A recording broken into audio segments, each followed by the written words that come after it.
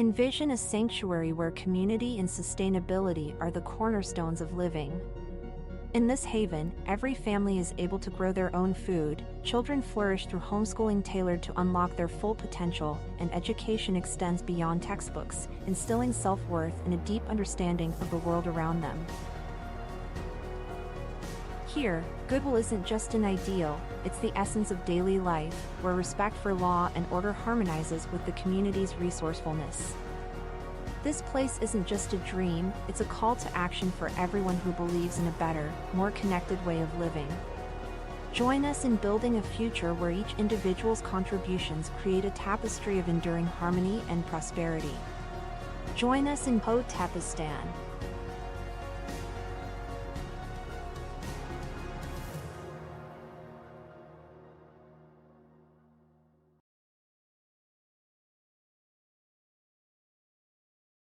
Yay back.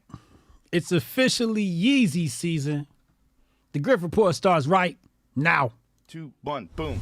Hotep Jesus. Of all the Jesuses I know, he's the Hotepiest. Social scientist and YouTube host, Hotep Jesus. How the fuck do you get a name like Hotep Jesus? The one and only Hotep Jesus. Ryan Sharp, better known to the world as Hotep Jesus. Hotep Jesus. Hotep Jesus. Hotep Jesus. Hotep, you're a genius. HotepJesus.com. Somebody said, what do you think you are, some kind of Hotep Jesus? Ooh, And I that's was good. just like, ooh, that's sexy. Yes, I do think I'm Hotep Jesus.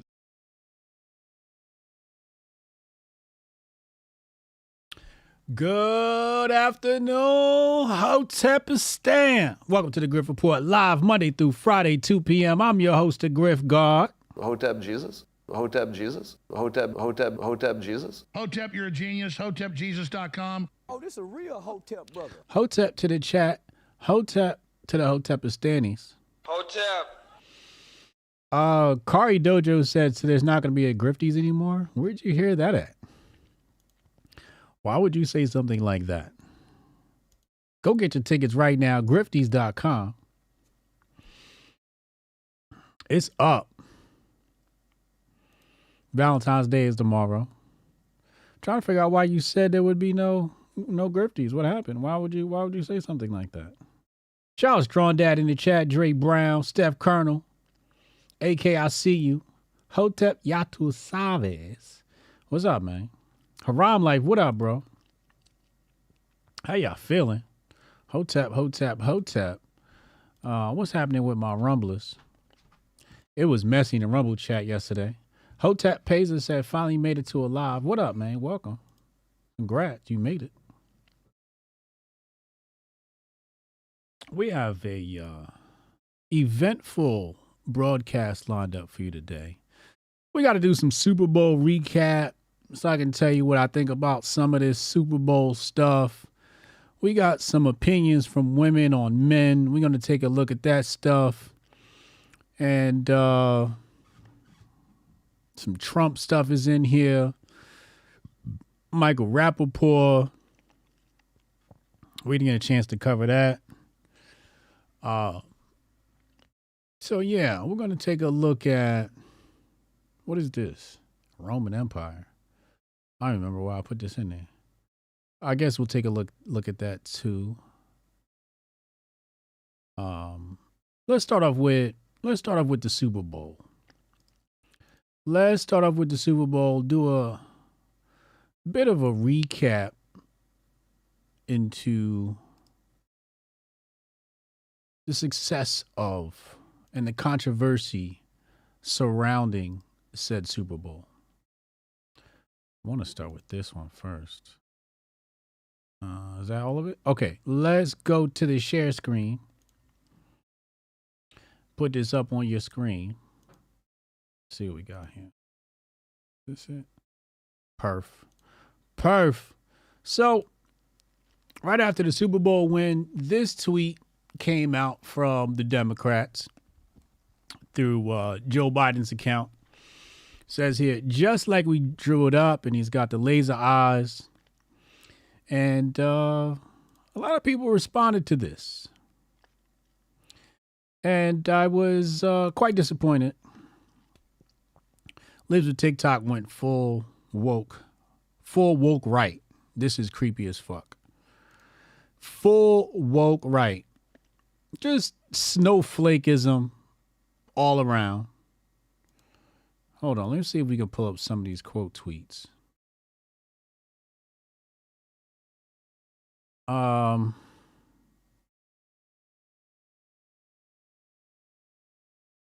a lot of clapbacks here. Some people clapping back at Joe, etc., etc.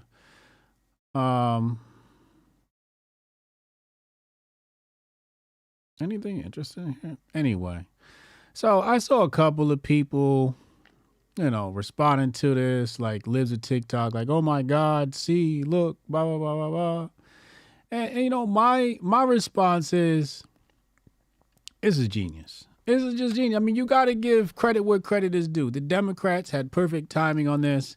Everybody made all this hoopla about Taylor Swift and the Democrats. And then the social media interns published this post, and it does 215 million views.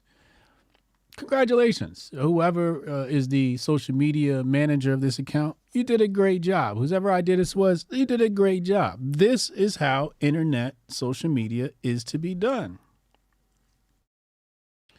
So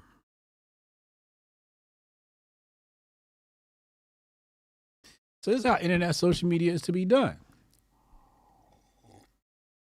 But everybody went, I can't believe he did this. Look, see, we told you. And it's just like, no, it's just good classic trolling. We got to do better. Let's go to the next story. So it says here, the Nevada Gaming Control Board reported $185.6 million in bets across 182 sports books. It was the most bet on Super Bowl in any state's history.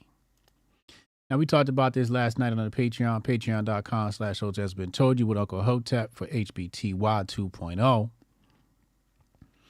And I may have discussed this yesterday, but, everybody talks about, NFL. Oh, we were talking about the national anthem, the Black national anthem. And I guess I should probably include that in here as well. We should talk about that. And just, I have a very simple take on that. It's not as complicated as people are making it out to seem.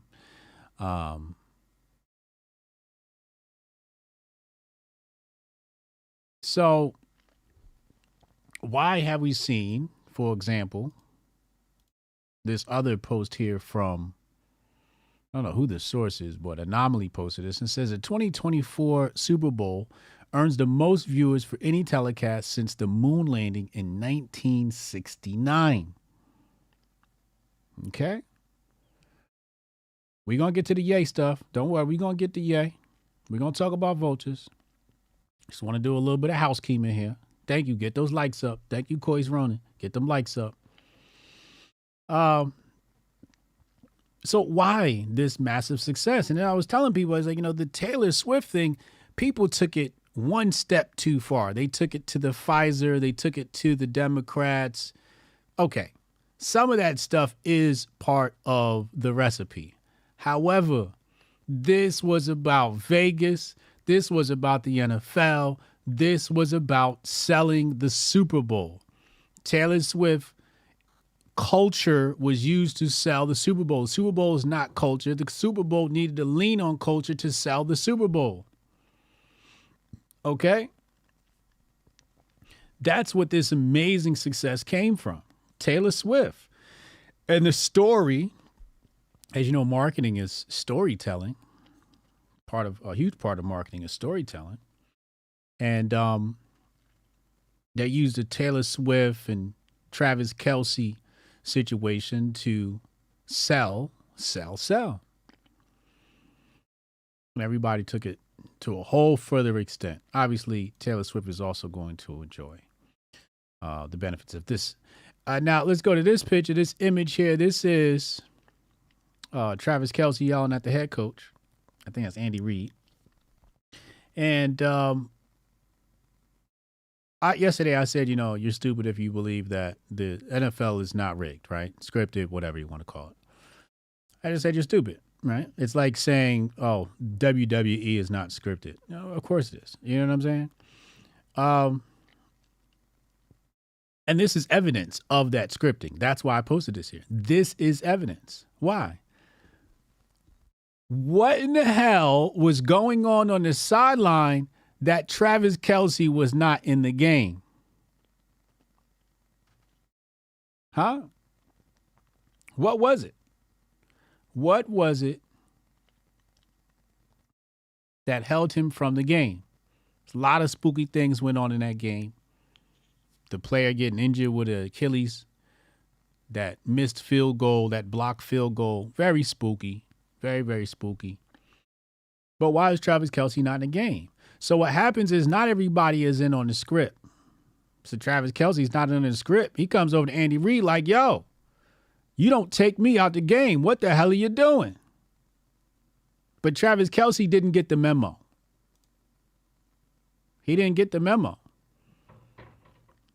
So you wondered why this happened?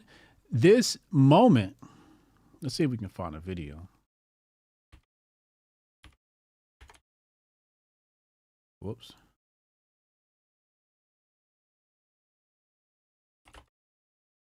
This is what happens when things don't go according to the script. Right here. Right here. This was not a part of the plan. Travis Kelce didn't get the script. He didn't know. So people were wondering, why is he acting like this? Because he doesn't know there's a script in play. And that's what happens when the matrix is broken, when the spell is broken, where they can account for everything, but they can't account for Travis Kelce losing his shit and attacking the coach. Some people call this, white privilege and all of that stuff. No, this is superstar privilege. This is, I'm a top 2 tight end in the league, if not number 1. Privilege. That's what this is. Let's just be honest here. Let's stop with the whole race games and race baiting and all of that. That's because he's an elite player. Okay?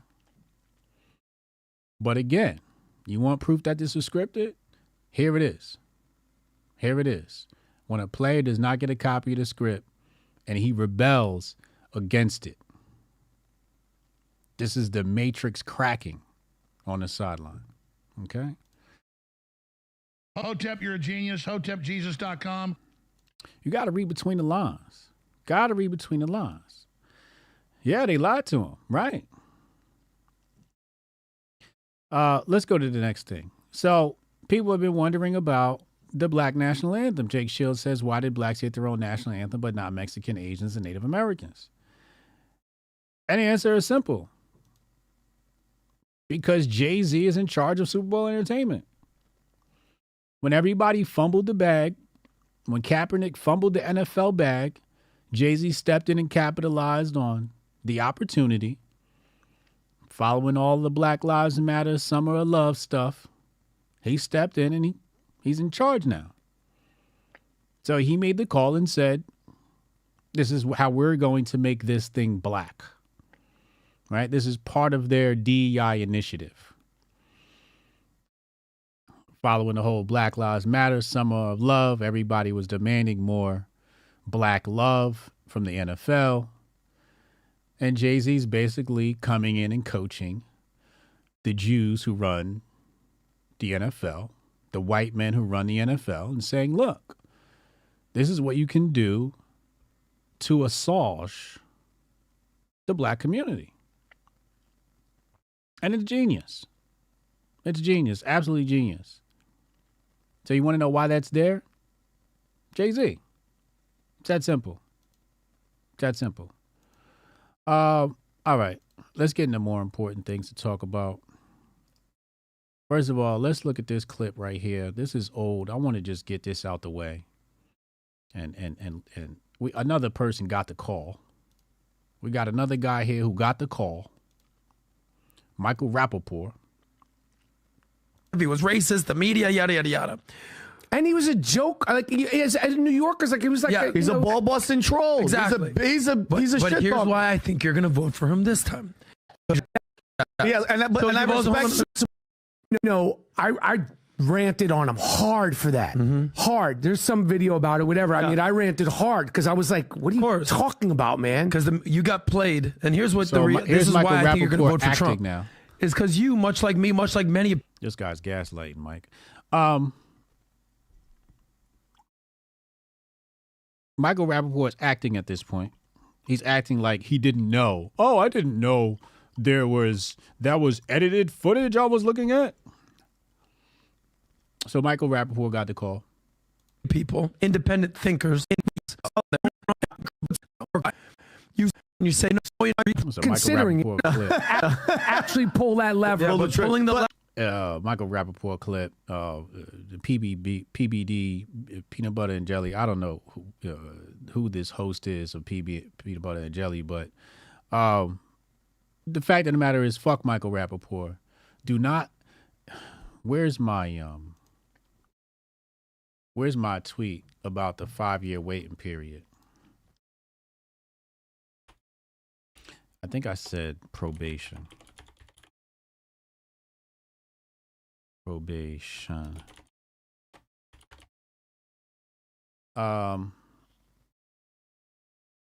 go latest. I might have said probationary.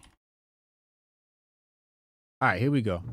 So I said, if someone defects from the left and has some great awakening, they should be put on a 5-year probationary hold before receiving any attention on the right. Otherwise, you get the woke right. Okay? It's Peanut Butter and Jelly's podcast. All right, thanks for the information, Mob Deep. 5-year minimum. You RT'd that? Thank you. 5-year minimum. Why are we giving these people a fucking microphone? Are y'all so weak and soft and, just desperate for clicks and desperate for a win that you'll host these people? If Michael Rappaport called me up and I ran Peanut Butter and Jelly podcast, you know what I'd have told him? Go fuck yourself. I'd have recorded the conversation where I told him, go fuck yourself. That's what I would have told him. But these people, so desperate for a win, want to talk to these lefties. I ain't got shit to say to a lefty until 5-year minimum, because you got to get through a whole election cycle, because it ain't just going to flip-flop back. That's what they going to do.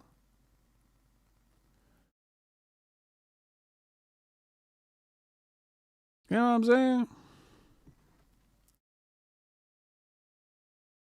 Steve Colonel says, easy access conservatives. They worse than hoes. You know what it is, man? These motherfuckers just want clicks. They want views. That's what this shit comes down to. I don't want views that much. You know what I'm saying? 5-year minimum and some reading homework. I want a book report written. I need a public lecture. Absolutely. So no, fuck Michael Rappaport and anybody else defecting to the right. You get no attention. Sit down and wait. There are other right-wing voices that need to be propelled, that need to be propped up, that we can't be wasting time. He just took somebody else's time. Somebody else on the right, a libertarian or somebody else, had more important things to say than to sit here and listen to Michael Rappaport spew some bullshit about he had a great awakening. The grifting in a strong word. A whole dissertation. Adrian says, where was this energy when Trump was in office? Exactly. And then y'all be so quick to accept these people, retweet them and yay, and no, it's still 2 middle fingers up. Forget him. All right, let's go to the next thing. Let me take this out of the grift bag. I got tired of looking at that. Sitting in the grift bag like that. Speaking of Trump, as we slide into the yay portion of this broadcast, speaking of Trizzy Trump, who was he seen out in public with? Vivek and his wife, looking like Prez and VP. Looking like Prez and VP out here. That's my ticket. That's a winning ticket right there. He wasn't with Ron DeSantis and his wife. He wasn't with Carrie Lake and or whoever else y'all. Who's the other lady y'all said? Christy Noem. He with Vivek. That's the ticket right there. Trump Vivek 2024. That's the winning ticket. I've been saying it. I'm gonna keep on saying it until Trump announces it. A little bit of pushback in the thread. Not much, but a little bit. And I said this before, is, you got to set yourself up for somebody who's going to take on Gavin Newsom. And we can't keep running old people. You can't keep running old people. Jon Stewart did a thing on his show on the first night back and basically talked about how old the presidents are. So you're going to need some young, fresh meat, pause, in the next cycle. And if anybody's going to face off against Gavin Newsom, it's got to be Vivek. I don't think anybody is sharp enough, clean enough, young enough, hip enough to stick with Gavin Newsom. So if the right wing is going to have any hope, if Republicans, GOP are going to have any hope, it's that right there. It's that guy, that Indian guy you see right there. Diesel Mayer said Pat Mahomes had 333 yards. Stadium address is 333 Al Davis Way. There go to conspiracy theories.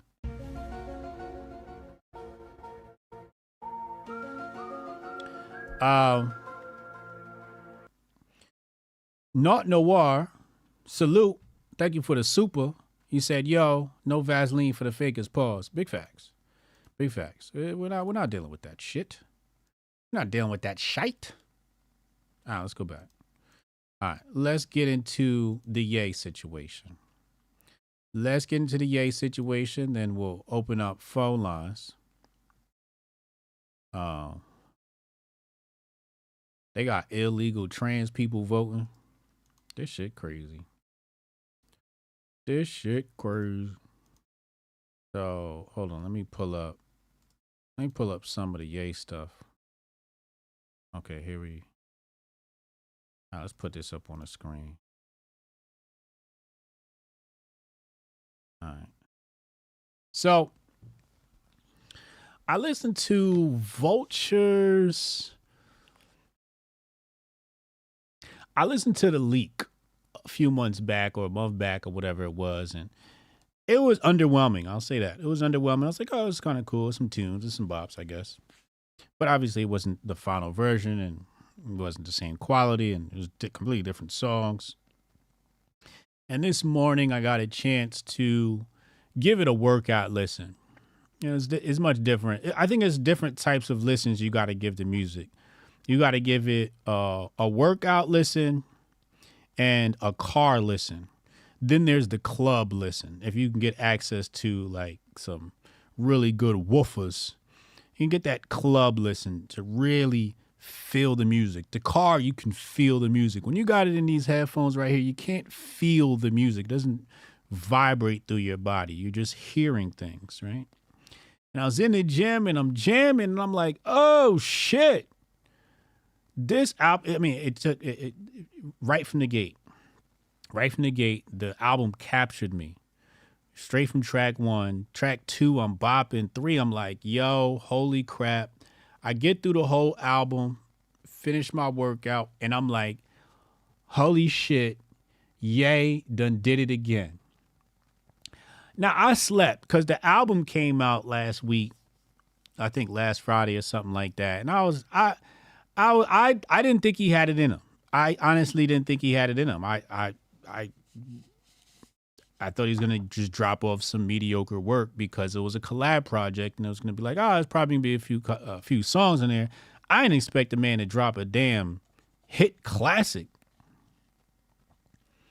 When I tell you, now I'm sitting here like, yo, how do you rank this amongst Ye's albums? Because, last month or so, I listened to a new Ye album every day in the gym. And Graduation to me was probably the most polished album. I didn't listen to Dark Twisted Fantasy, mostly because I had played it out so much last year. I just didn't feel like hearing it because I destroyed that album last year. I just played it way too much. So I don't even like it now because I just played it too much. But I went back and listened to Pablo. Pablo was a great album. Yeezus is an excellent workout album. I even listened to 808s. Don't suggest working out to that, but I listened to the 808s album. And now I'm like, where do you rank Vultures? And it's like, it's really hard to rank Vultures amongst his body of work because Ty Dolla $ign is on there. And Ty Dolla $ign, I don't think I've ever sat down and listened to it. I know I haven't sat down and listened to a Ty Dolla $ign album. I'm sure I've heard some of his music before and not known it. But Ty Dolla $ign, I mean, him and Ye, they made a really great album.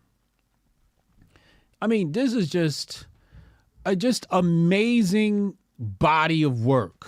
Amazing. And I love the blend because I think Ye spent some time with Rick Rubin. And Rick Rubin really took Ye's production to the next level where it has these transitions and changes and has the rock vibe. I love when Ye mixes rock and rap. Because they're very similar art forms where they usually operate off of the same BPMs, beat per minute, somewhere like between 90 and 100.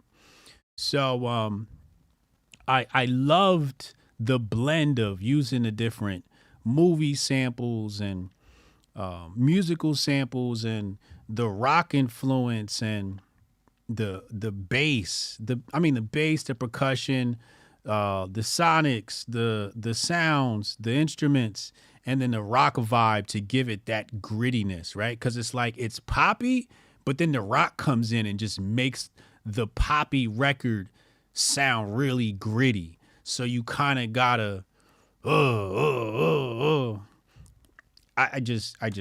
really love the album. So I took a ride today in the car and went to the store and I was playing the album. I think right now my favorite track is King. That's the last album. That's the last track on the album. I really, really love that one. It stood out to most to me at the gym. I had to run it back actually. Before I forget, so I went to go look for the album, right? So Apple gave me, one of these free trials of Apple Music. So I'm using Apple Music, and I go in here. And I want to play the album, right? So on here, they got top picks. And you go through the top picks, and it's just like, no Ye. Now, I have Ye here because this is under my recently played. And then it's got workout, and then it's got more like what I've been playing, okay? Hip-hop rap. So under hip-hop rap, you would expect Vultures to be there. Vultures ain't there, okay? New releases. Surely it's under new releases. You go to new releases, Vulture's not there. So I had to actually type in Ye's name. So let's go to browse, right? So they have this browse tab here. And you got J-Lo, Usher is in here heavy. No Ye. No Ye. Staff picks. Surely the staff will pick Ye. No Ye. New music. All right, let's go to new music because it's new music, right? There's the Usher album. Wait. No Ye. There's no Ye featured in their app. Okay, fine. So let's go to the charts. It says charts right here. So I'm going to hit the charts. What does it say top songs are? Ye, Carnival. Number 2 is Beyonce. So Ye's got the number 1 song in their rap. Let's go to top albums. Here's the charts for the top albums.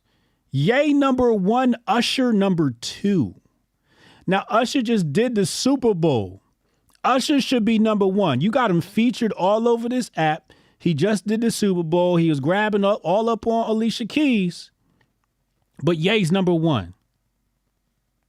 Why is he not featured in the app, Apple? You know why? because of the whole anti-Semitism and all of that shit. And it's basically like a blackballing of his album, where it's not anywhere except the #1 chart. How does that make sense? That's fucked up, Apple Music. That's really fucked up, Apple Music. That's foul. But it just shows you how great the album is, because no matter how much you try to stop it, it's still #1.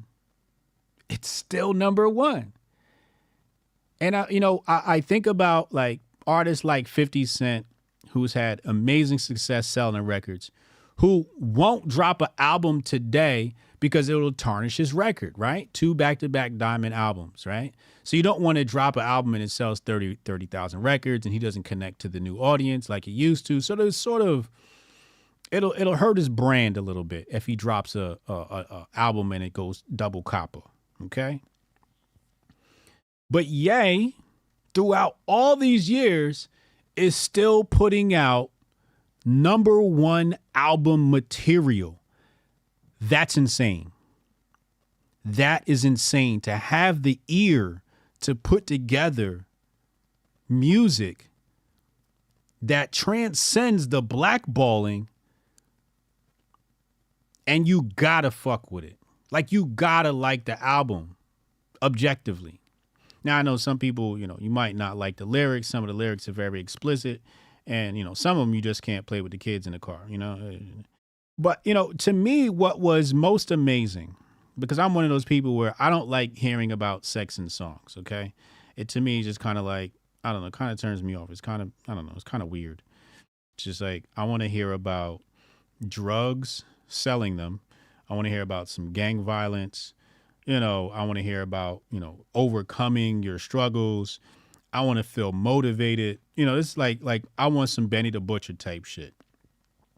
And he got a song on here called "Fuck Something," and when I first saw the track list, I'm like, that's probably gonna be a skip for me.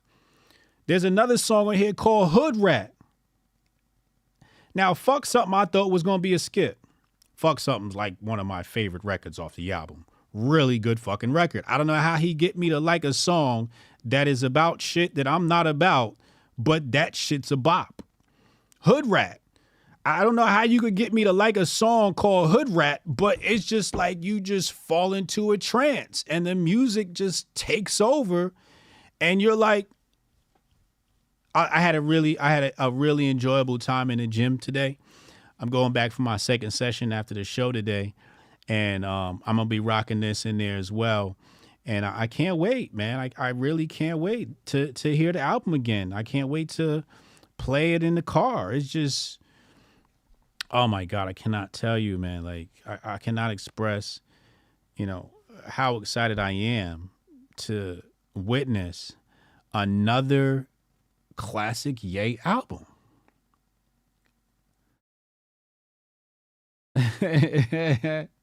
No panties on the album. Vultures is D-Gen. It's definitely D-Gen music, and I'm not a D-Gen. He got me full D-Gen listening to this album. And I'm not gonna hold you. The lyrics aren't. I'm not gonna sit up here and be like, "Yo, he's rapping his ass off," because he wasn't. He was coasting. He was coasting on the beats, but it's the music. It's the music, and it's Ty Dolla $ign, and it's the arrangement of each track, the features in each track. You got Quavo sounding like amazing on the record with Ye, but just top to bottom, it's a perfect album. Like, there are no skips on this album. Like, usually I judge albums by how many skips do you have, right? I listened to Sexy Red album. It was a bunch of skips on that bitch. I ain't even gonna hold you.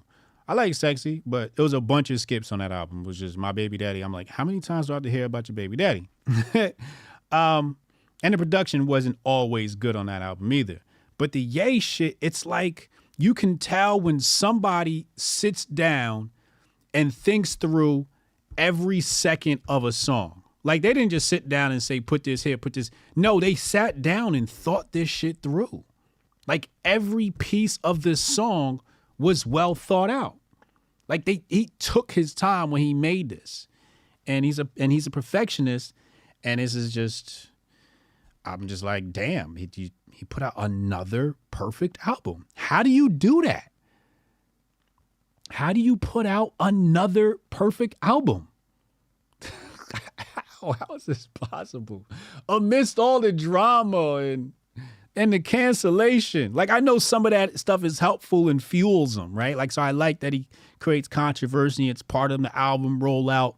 But I feel like this is the first time I listened to a Ye album and was moved by the music more than what he was saying, right? And the controversies around what he's saying. You know, he had the whole, he called me antisemitism, but I just fucked a Jewish chick. Like, he had those classic, one-liners. He had a bunch of those classic one-liners throughout the album.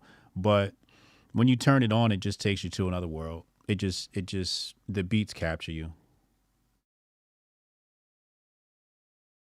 Carnival, your favorite joint? Yo, Carnival's fire. I'm not gonna hold you. I got in the car and I wanted to go back and listen to King. So I listened to King in the car. I listened to is this it? No. That's my shit too. Paperwork is fire. The Hood Rat is fire, but Carnival go. Somebody mentioned in my comments, they said to me, what they said, they didn't hear any singles on the album. And I'm like, I don't know. It's like 3 to 5 hit singles on this album. If we go to the Apple charts say Carnival's number 1, right? So let's look at the top songs. So here's what the people say. Now I'm going to tell you, out of the top 10, 1, 2, 3, 4, 5, 6. 6 out of the top 10 singles, top 10 songs on Apple, 60% of them are from this album. Number 1, Carnival. Number 2, Fuck Something. Again, I don't know how he got me to like a song called Fuck Something. I thought that was going to be the skip. Back to Me. Which one's Back to Me? I fell in love with you. We fell in love with you. Oh, yes, that one. Yo, Back to Me? Back to Me goes. What's Stars? Stars is dope. Stars is stadium music. That's performance music. That's like you either come out to Stars or you close the show with Stars. I would start or it could also be a segue song. You could also put it in the middle of a performance, like as you're about to transition vibes. Stars is an amazing record. And then they got Burn. This is a single. Burn is a single. That's a hit single. Carnival, Fuck Something, Burn, 3 easy top singles. What's Keys to My Life?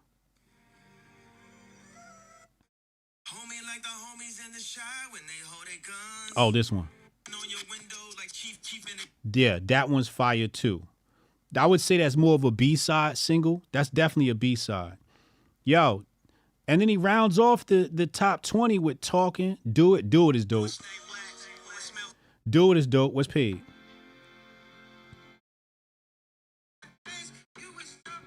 Paid is dope too. Good percussion on there. What's Beg Forgiveness? That's dope. But I mean, when you got this many singles in the top 20 and Apple don't feature this shit, like Apple gotta suck a dick, yo. I ain't gonna hold you. I'm sorry for the language. I'm sorry for my German, but I'm just, you know what this really what comes down to is the fact that I wasn't looking forward to the album. I'm gonna be honest with you. I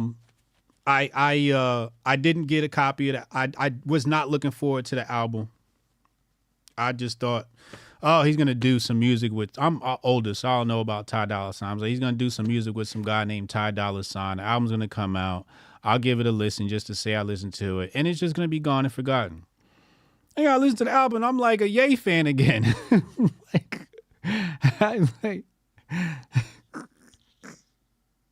I'm right back up on the Ye bandwagon, like I never left. Ye, you a genius. Hotep, you're a genius. HotepJesus.com. He's a genius. He done did it again. Telling y'all the album fire. Somebody said in the chat, I got paid to, what did he say?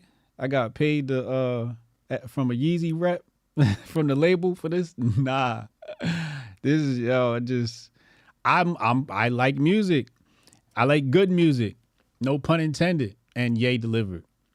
He delivered. Now, Bryson Gray thinks this video is about him. Let's take a listen.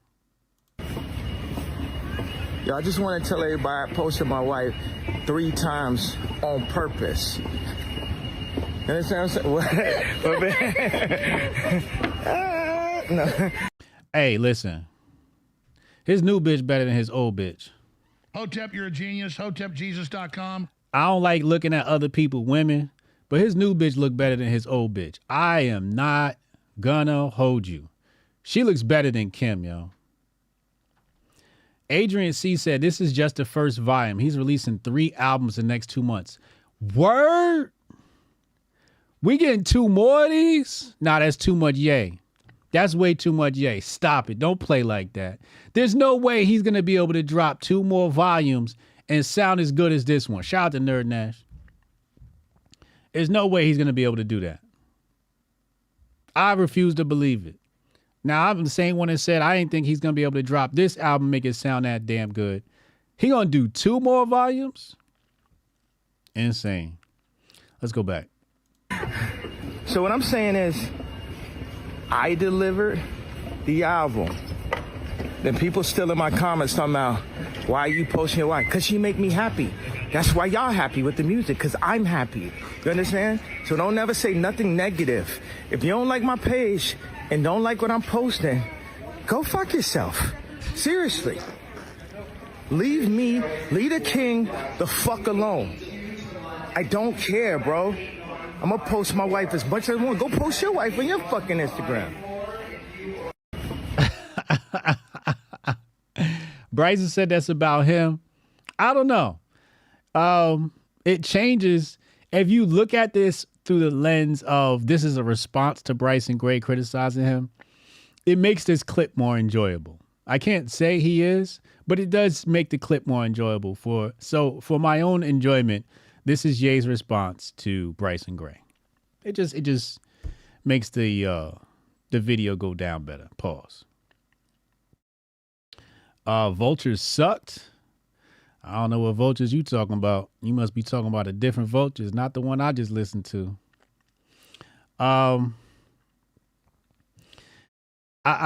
Somebody said something about his wife is a sheep.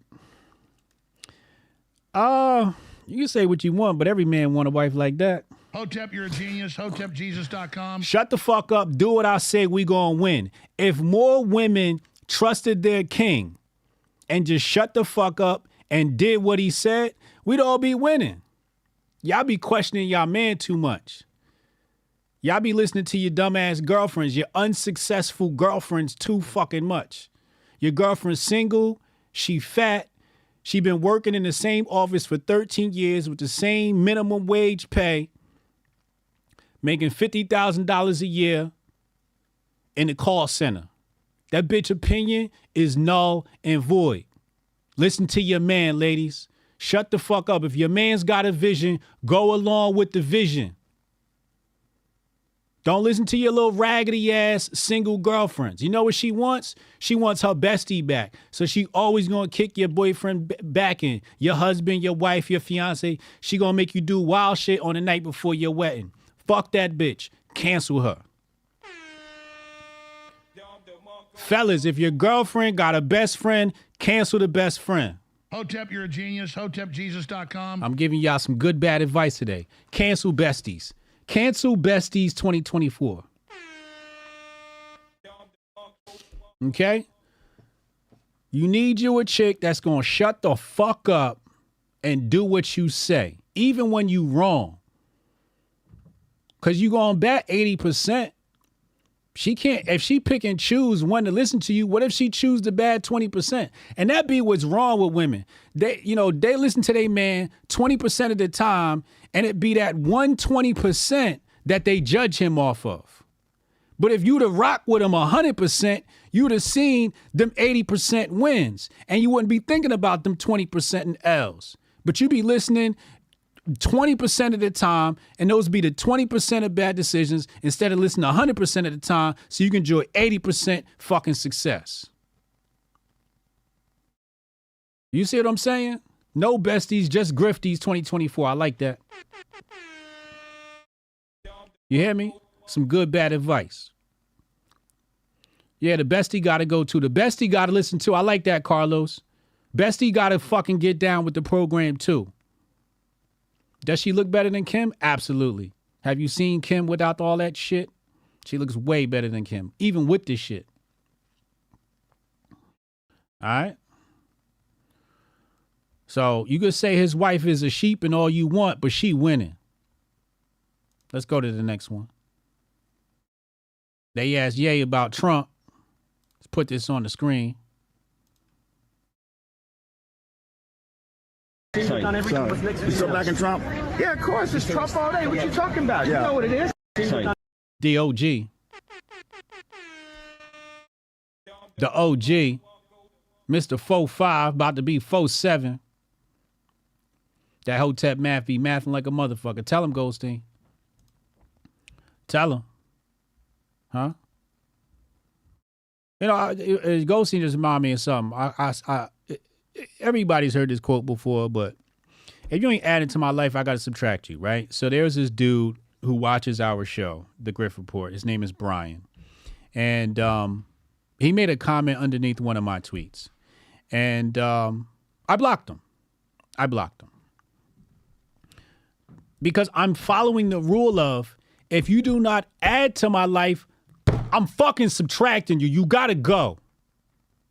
You got to go. Either you adding or you subtracting. So I'm blocking you. If you ain't adding to my life, I'm blocking you. You come in my mention saying some dumb shit, you catch the block button. All I want is wins. And wins come when people add to your life. I'm making space for people willing to add to my life. The other day, somebody said I lost 100 followers. No, I did not. Block 100 people.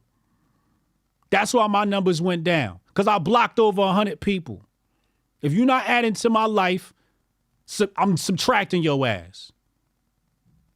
And y'all need to do the same. Anybody not adding to your life, subtract their asses. They got to go. Subtract the nigga 2024. All right? So that's the rule. You come in my mentions, I don't give a fuck if you right or wrong. If I feel like you're subtracting from my message, you got to go.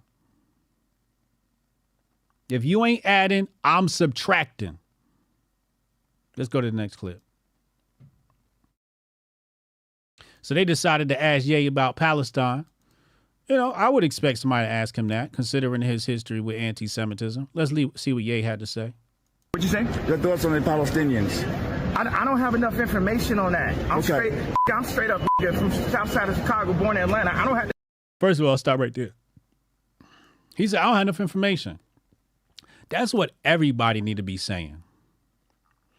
All of y'all, shut the fuck up. Don't nobody got no information. Y'all know the history in that region. Y'all don't know the amount of money that was invested into that country of Palestine I'm talking about. The amount of money that came from the Western world to import Jews into that land. Y'all don't know the history of that land. And then turn it into a state after promising they would not turn it into a state. Y'all don't know the history of that land.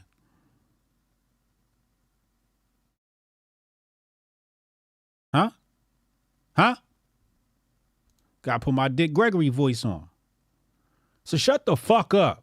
All these celebrities and shit talking and all of that. Shut the fuck up. Y'all running around, told everybody get the jab. Don't know what you talking about. Shut the fuck up. Running around telling everybody who to vote for. Shut the fuck up. You don't know what the fuck you talking about. Pushing a minimum wage. Minimum wage came from racism. Shut the fuck up. I need everybody. I remember I told you before, there's two types of opinions.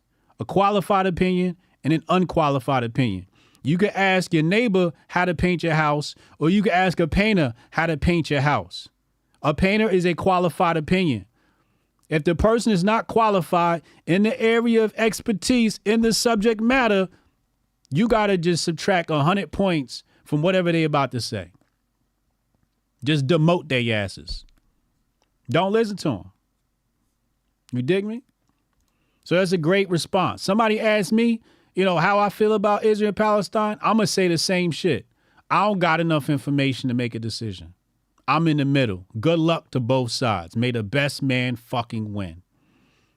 Just don't cost me no more money. That's how I feel. Nobody give a fuck about my black ass. You want me to worry about some goddamn Israelis and some Palestinians. Nobody asked me about how my kids is doing. Fuck them motherfuckers over there. On that, I'm straight up from south side of Chicago, born in Atlanta. I don't have enough information. It's love for everybody, but don't pull me to that conversation. I got 14 kids dying every week in my city. You know what I'm saying? So talk to me about that. Yeah. Facts. Facts. Chicago talking about, we just voted for a ceasefire. Nigga, what the fuck does that mean when you're a Chicago politicians, city council, and you vote on some shit happening in a foreign country? Nigga, the nickname for your city's called Chirac. Don't you think you need to check the war going on in your city? Don't you think you need to call for a ceasefire in your own city before you worry about a ceasefire in the Middle East? People priorities all fucked up. If I was the people of Chicago, I'd cuss their mayor out and the whole city council. I'd cuss all their asses. If I saw you in the street, I'd cuss you out good. You fucking idiot, you fucking moron.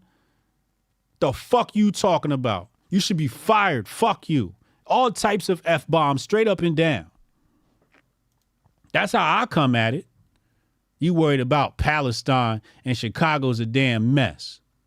Can't even go to the south side of Chicago without rocking a vest and a helmet. It's a war zone. And you talking about some damn. Yeah, and they got the migrant crisis. All in Chicago. Some bullshit. All right, let's go back. I'm about to play. This is going to catch some people off guard, but I'm about to play a clip from a podcast that I want to be on. I want to be on this podcast. If there's one podcast I wish I was famous enough for, it's this podcast. And it's called Poor Minds.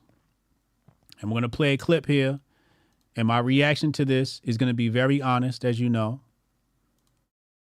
Some of you will watch this clip. Let's take a listen. And I'm going to give you my honest opinion. So if you're making $50,000, don't date. I'm just being for real. You're not ready to date. Again, I'm with you. When you're not ready to date. You're not ready to date because courtship costs. Okay. Everything costs. Okay. You can go for 22 walks in the park. Eventually, shorty is gonna need a sip of something. She's gonna be thirsty. This bottle of water is $3 in Atlanta. Let's not play. So if you don't have any expendable cash, don't date. And whatever that looks like for you, you might only make $50,000, but you live in a shoe. And now you got expendable cash. Or get you a bottom of the barrel bitch that's gonna date you when you have no money. If she doesn't have the expectation, and I'm gonna tell you this right now, enjoy it while it lasts, because eventually you're gonna wanna run. Because she doesn't stretch you. She doesn't make you the man that you need to become. She allows you to be the stagnant dude in the same jeans for days. You know what I'm saying? You be cutting up. I'm you just talk about saying. me. So if you're making $50,000. So, I'ma say it. I seen all the punk ass niggas in here, all the punk ass men, soft as soy. That's what it is. They soft as soy. All right? It's always the most ugly, broken women who have the high expectations. So they always attack the messenger and not the message. When I saw the clip, I saw it a couple of days ago or whenever it dropped. When I saw the clip, I listened to it. And you know what I said? She's got a fucking point. She's absolutely fucking right. She didn't say anything fucking wrong. She said the same shit the manosphere would tell you. The manosphere will tell you the same shit. If you a broke boy, don't date. Nerd, how much it costs to go outside the house today? Nerd got that old tweet he used to say. He used to tell people how much it costs to leave the house. And that's something that always resonated with me because I be hanging out with my boys or whatever. And I would say, like, you know, it costs money just to leave the house. Like, you leave a house for any prolonged, for example, if you leave the house for more than 3 to 4 hours, you're going to get hungry. You're going to get thirsty. So not only you got to put gas in the car, but you're going to have to get some food. And you're going to have to get something to drink. So before you even think of dating yourself is expensive. Leaving the house is expensive. That's why I don't leave my house. Because the shit's expensive. It costs money to leave the house. Haram Life said it cost $100 on a Tuesday. You see what I'm saying? That's just to leave the house. So when she says here, if you're making $50,000 a year, don't date, she's right. And it's not that she's saying something, she wants your money. This wasn't one of those situations where she's saying she wants your money. She's giving really good advice because you can't afford to date. Even if you date a regular bitch who ain't on Instagram, who don't want your money, she's out of your league at $50,000 a year in Biden's economy. How are you going to date her? And it comes back to what I was saying before. It's not about the money you spend on a chick. It's about the money you losing while you with her. Hotep, you're a genius. HotepJesus.com. It's not about the money you spend on a chick. It's about the money you're losing while you're with her. I wish all the black people were as smart as Hotep Jesus. And I wish all the white people were as smart as Hotep Jesus. And I wish all the Hispanics were as smart as Hotep Jesus. Because that guy, he really gets it. He knows how to boil it down. Opportunity cost. What do I always tell people? She wants your time. I want quality time. I want to spend some time with you. Can we spend some time? She don't want to spend your money. She wants to spend your time. Time is worth more than money. How the phrase go? Time is money? No, the phrase need to go, time is worth more than money. So while you laid up with her, you know how much money a woman costs you in a day? If you spend a whole day with a woman, you know how much money you lose? You lose at least fucking $300. If you're an entrepreneur, you lose $300 by hanging out with the bitch all day. You're not in your zone. You're off of your routine. Your routine's broken. Your routine is broken if you spend all day laid up in the bed with a bitch. Your routine, the amount of content you got to pump out or emails you got to send or sales calls you got to make. Then you fornicating with her, you copulating with her, and now she's draining your energy from your manhood. So you're not even now not only is it costing you time, not only is it costing you money, it's costing you your manhood. Because she done drained your nuts.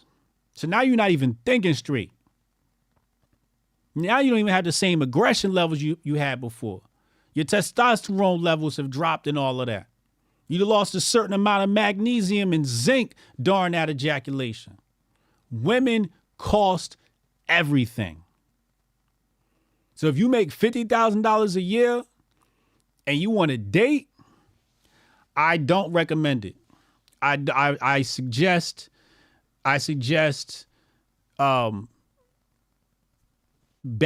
so there's dating and then there's getting some ass. Those are two completely different things. You know what I'm saying? You got some really good female friends that'll give you some pussy. I ain't gonna hold you. Hotep, you're a genius. HotepJesus.com. Get you a female bestie that gives you some pussy. Because she going to go half on the weed. She going to go half on the alcohol. She going to go half on the food. She your bestie. She your friend. She not going to want to boo love all day. She not going to monopolize your time. Okay? I think one of the R&B artists called it Buddy. I think some of y'all call it a smashing buddy now, fuck buddy, whatever it is. If you need to, right? Now, I do suggest getting some practice in the cold approach and learn how to talk to women. I suggest, when you go out with the homies, you need to approach women. You need to learn how to talk to women. Absolutely. But dating and courting? Oh, no. Oh, no. If you're making $50,000, you're not ready for a relationship. You know why you're not ready for a relationship? Because a relationship leads to marriage, and marriage leads to kids. And kids, they just going to fuck your whole bank account up. That's just the fact of the matter. Especially if you date an American woman, she's going to cost you even more than another woman. If you ain't got a Hotep woman, she really going to cost you. Because at least Hotep women subsidize some of the costs, by how they maintain a household, et cetera, et cetera. You get you a nice Hotep woman, you'd be happy. A nice homely woman, like wholesome white woman. Woman that's going to stay home and, figure out a way to, put some food on the table. Maybe she got a garden out back, or, she's making bread from scratch and all types of shit. But courting and dating, taking a bitch out on a date? You know how much it costs to buy a steak today? I remember back in the day, you could go on a date for $30. I could go on a date. I get my meal for $10. Soda was $2. Add tax and tip, I'm out of there. $25 plus $5 tip, that's $30. We out of there. A date costs $50 now. $25 a pop. Plus tip. That's 50 includes tip. Minimum. Don't let you be in Miami or New York, though. If you're in Miami or New York, now you're talking about $100 for the date. $100 for the date. That's the light bill. That's half the light bill. I'm sorry. That's half the light bill. That's a tenth of your car payment. Because I know some of y'all got them crazy interest rates on your vehicle. So, everybody want to talk shit about this woman because of how she looked. But sister, I'm rocking with you. You are absolutely correct. Absolutely fucking correct. If you're making $50,000, you are not fit to date. Go increase your income. And I'm gonna tell you the real reason why you want to increase your income. Y'all ready for this, Jim? Before you date, I'm gonna show you the real reason why you. Matter of fact, I'm going to put it on your screen. Why you want to level up before you date. I'm going to just give you the reminder. Where is it? Right here. See this right here? This is why you want to level up before you date. Hotep, you're a genius. HotepJesus.com. You see that face right there? You see that smile on her face? That's called rich nigga face. That's called I'm dating a rich, important nigga with power. I am having the time of my life. But it's deeper than that. You know why you want to have that money? Because you want control. You want control. You want to be able to tell her, shut up and sit down. And she got to deal with it. Because where's she going to go? You pay all the bills. A woman can't talk shit to a nigga paying all the bills. If she is, you doing something wrong. You are doing something wrong. If you paying all the bills and your woman still talking shit, I hope you got another bitch in the wing. Hotep, you're a genius. HotepJesus.com. I'll be damned if I pay all the bills and she's still talking shit. Nah, bitch. Now your bestie got to come to the bedroom with us. Have you ever bought your bitch another bitch? Hotep, you're a genius. HotepJesus.com. It's just how it's got to go down. You talking shit? Nope. I need another bitch. I need a bitch that's going to be compliant. Okay? Compliant. And nothing creates compliance like moolah. You can't tell a bitch nothing after she had to go to work all day.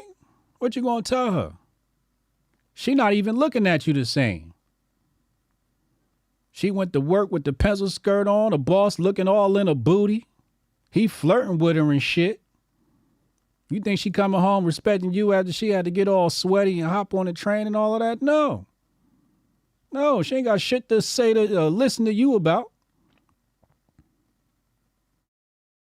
You want to make the money, so you have the control. So you have shut up money. You know they got fuck you money. It's got shut up money. That's when you got enough money to tell your bitch to shut up. Shut up and sit down somewhere. And if you got enough of it, she gonna say, okay, I like that. You're turning me on. Okay?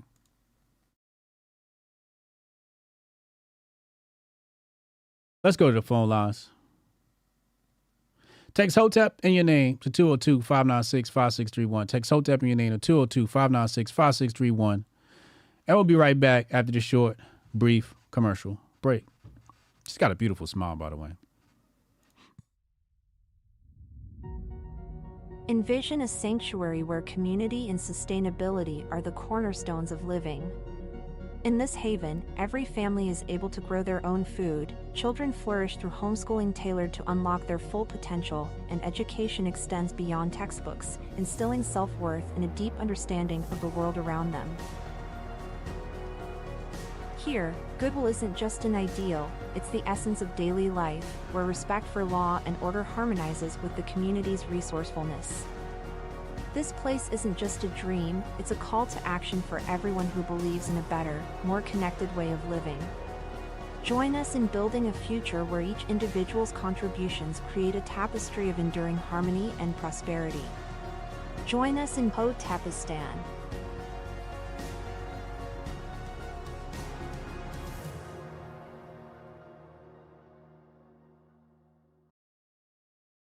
Ladies and gentlemen, we back. We got Goldstein on the line. Goldstein, what's up, man? What's happening? What's good with him? Same old shit. Sitting here hoping that one day I get as famous as to have a fucking handler that looks the way that Kanye's does. You think she's his handler? Yes. Okay, let me hear this. Let me hear this. That she just pops up out of nowhere after this nigga go into seclusion for some crazy shit he said. And he comes back and 90% of his script is entirely flipped. And you got this broad right here just hanging out. Everywhere he goes, she's there. And just, I don't know, I don't trust it. If you look into her fucking history, which that's a Jonah Ryan thing, I'll let him handle that. You'll find some pretty interesting things. But that's all I'm gonna say right there. It's just, I want to be as famous one day to have a handler that looks like that. I disagree. I disagree. I think Ye got sick of having his girl's mom be his handler and went somewhere where he has some real control. And you could tell she's like one of those like really nice bitches that just, kind of silly and airy, airheadish or whatever, I guess you can say. I'm not to say that she's dumb, but she's kind of just living life and having fun. He's definitely her handler. I hope so. I hope the best for him.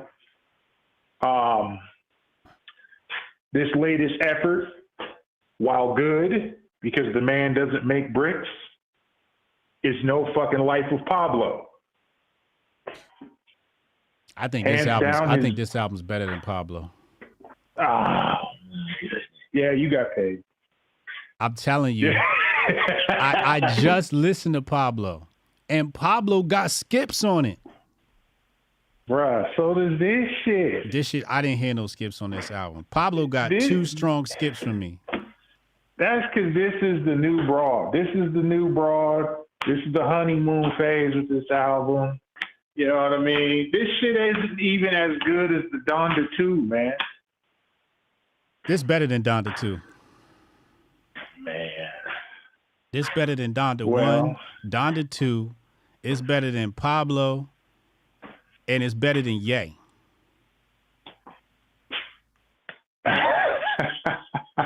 Which one? Well, listen. All right, so this one's cool. I know, I like that one. This is a skip. Freestyle 4 is a skip on Pablo.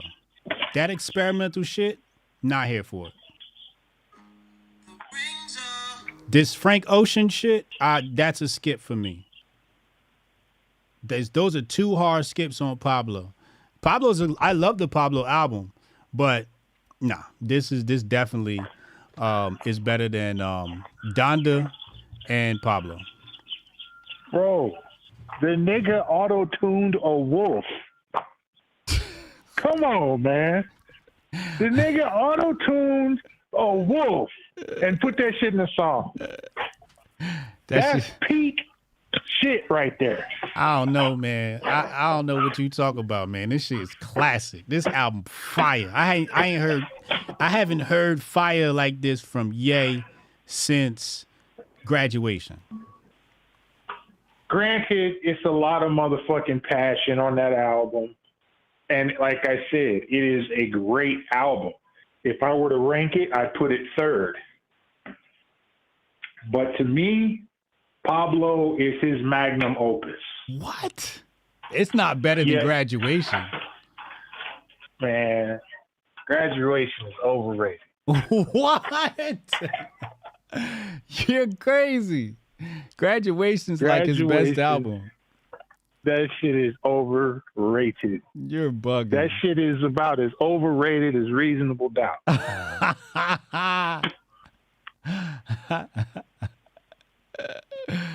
Oh my God. Lord Again, that's not to say that they're garbage, because they are far from that. Yeah. But they get way too much for what they really are. Yeah. I don't know. But look, it's a great effort, though. I ain't really, I'm like you. I don't really too much give a fuck about fucking rap. I don't care about that shit, right? Mm-hmm. At the same time, I'm not going to be too caught up on morality and all that other shit, because I'm far from a moral motherfucker, trust me. Right, same. But I do want to say this. Mm-hmm. For everybody who had excess energy when it came to Sexy Red, don't sit here now talking about this shit deserves a Grammy. Because it's just a better written and better produced Sexy Red album. I can't argue that. I won't argue that. This album is full D-Gen. Yeah. Yeah. Definitely Not exactly where I thought he would go, considering everything that had transpired in his life prior to. But, it's still what he does. Yeah. So, I mean, it's not a surprise that he would get in this shit like this, but it's not something that I thought he would do after everything that happened. Yeah. Yeah. I thought there'd be a little bit more enlightenment on this motherfucker. And I think for me, that's probably what's missing, to where it would actually put this shit up there in the top 3 or 5. I say it's top 3, but if he had a few, just a few conscious nuggets, it ain't even got to be whole songs. Yeah. But just some real deep wisdom in a few tracks, then I would have been like, okay, well, goddamn it then. Because we living in a time where if it's not necessary now, then when the fuck is it necessary? to actually elevate or try to elevate people's fucking thinking. And you had the plot. You had everyone's he gave attention. us that though. He gave us. What was the Jesus is King, the gospel album, Donda and Donda 2. Like he gave us 4 back-to-back albums of that. Right, but he had way more people's attention with this one now. And then you just serve up some. I'm fucking on something. Yes. And to me, it's kind of like, come on, man. I agree with you.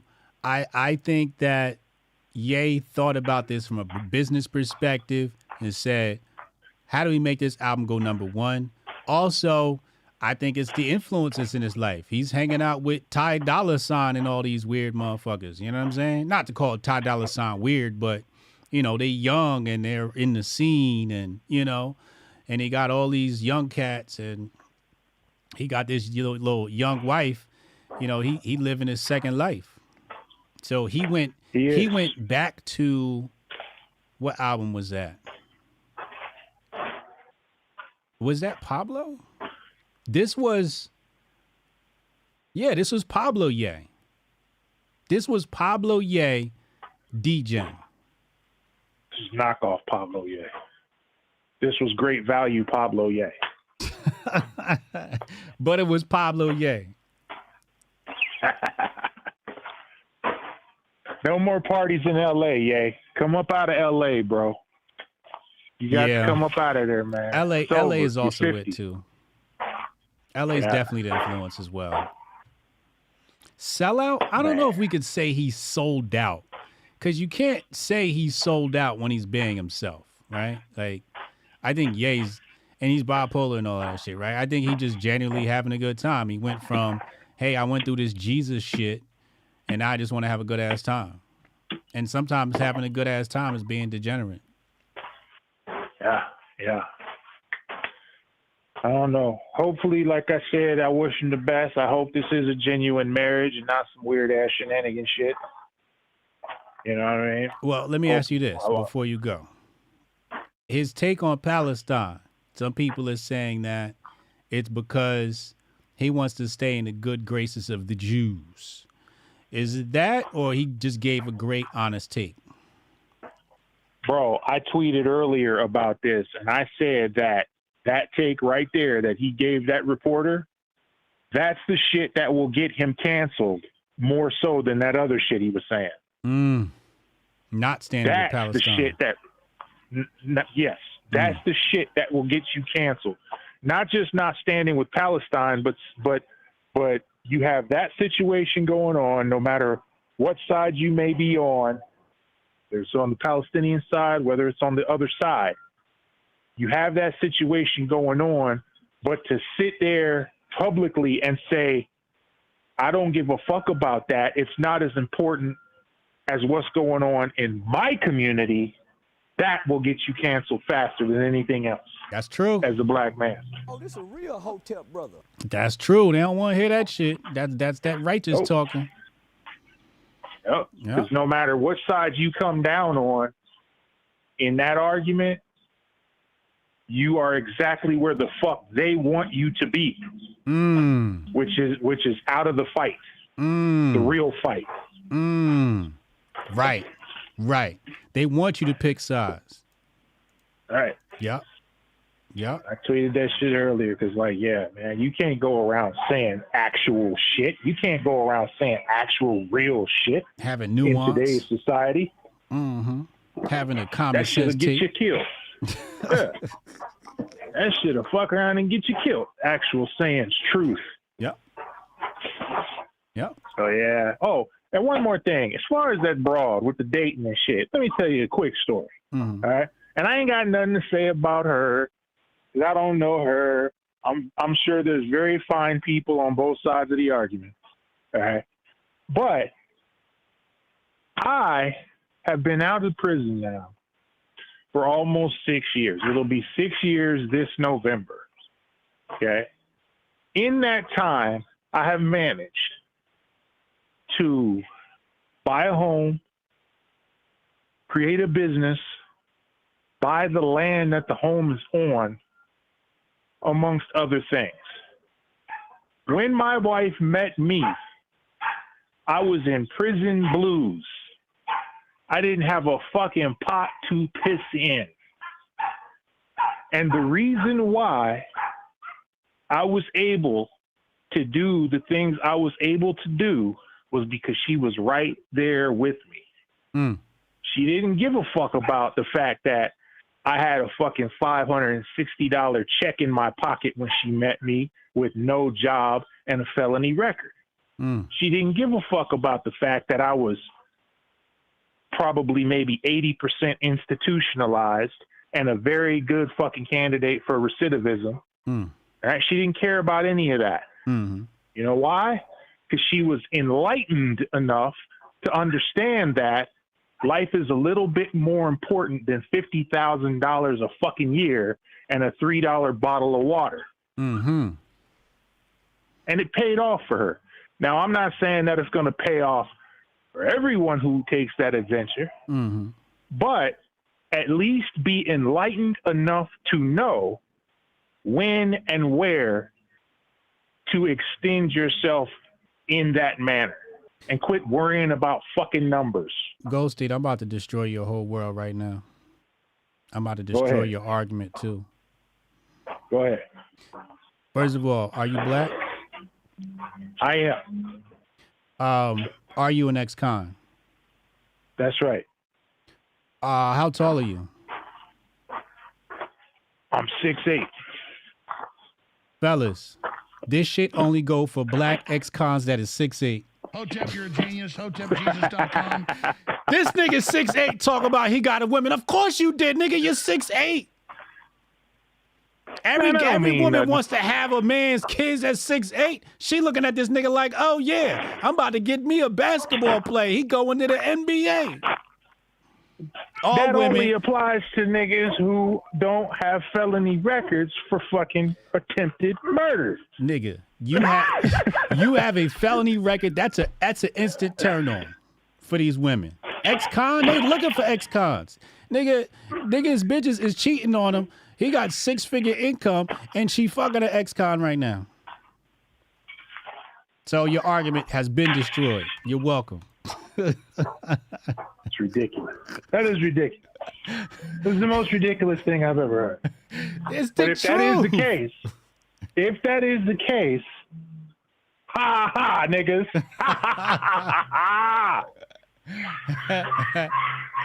Lauren said she saw that dick print. You feel me, Lauren? This is what's going on. He not telling the whole story. He ain't tell you the story about he was blowing her back out and she felt like she was in outer space on one of his Nephilim spaceships. He ain't tell you about all of that shit. I like to think it was my charming personality. It was not your charming personality, nigga. It was the 6 feet dick, nigga. Pause. Let me get Strong Daddy here, but I'm about to scorch his ass too. All right, man. Hotep and Bill. Hotep and Bill. Nigga 6'8" talking about his woman loved him. Of course she loved you, nigga. You're 6'8". Short niggas like me actually got to make money to get a woman. We actually got to look good and take care of our bodies to get a woman. I'm not 6'8", nigga. This nigga talking about he's 6'8" and a woman liked him. Nigga, you just got out of jail and 6'8". You could have got any woman you wanted, motherfucker. Fuck you talking about? She was loyal to you, your personality. Nigga, you 6'8". Can't nobody miss your big ass walking down the damn street. You know what I'm saying? This nigga is as big as goddamn LeBron James talking about, oh, she liked me for my personality. No, nigga. You's a big giant. That's why she liked your ass. Let's get Strong Daddy here. He about to talk his bullshit, too. See what kind of bullshit this nigga about to say. Strong Dad, what's good, man? Fuck you, nigga. You kiss my black ass. What you got to say today? First of all, before you even start, how tall are you? I am 5'11". You lying. Yeah, I'm 5'11". I'm 5'11". All right. And I'm bald. But you a light-skinned nigga. And I'm bald. And I'm a nerd. And I'm a nerd type nigga. I'm a skater.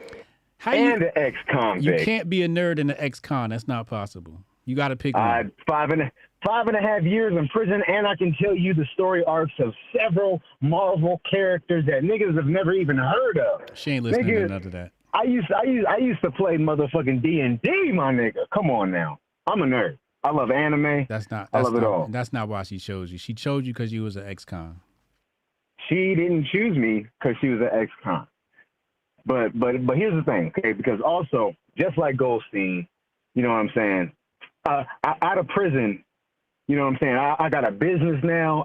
I did shit that people complain about not being able to do for most of their life.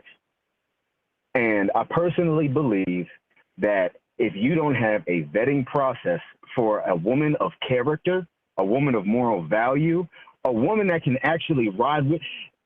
listen, I'm not a proponent of forcing a woman in the struggle of, but if she's not capable of it, then she's not capable of riding with you, period. See, niggas like y'all are bougie, and that's why y'all niggas complain about how much you gotta spend, because you fuck with bougie bitches, and you're bougie, and you got expensive taste. And I'm telling you right now, exceptions withstanding, I don't, a woman who has expensive taste, you're more the divorce rates are probably bitches like that.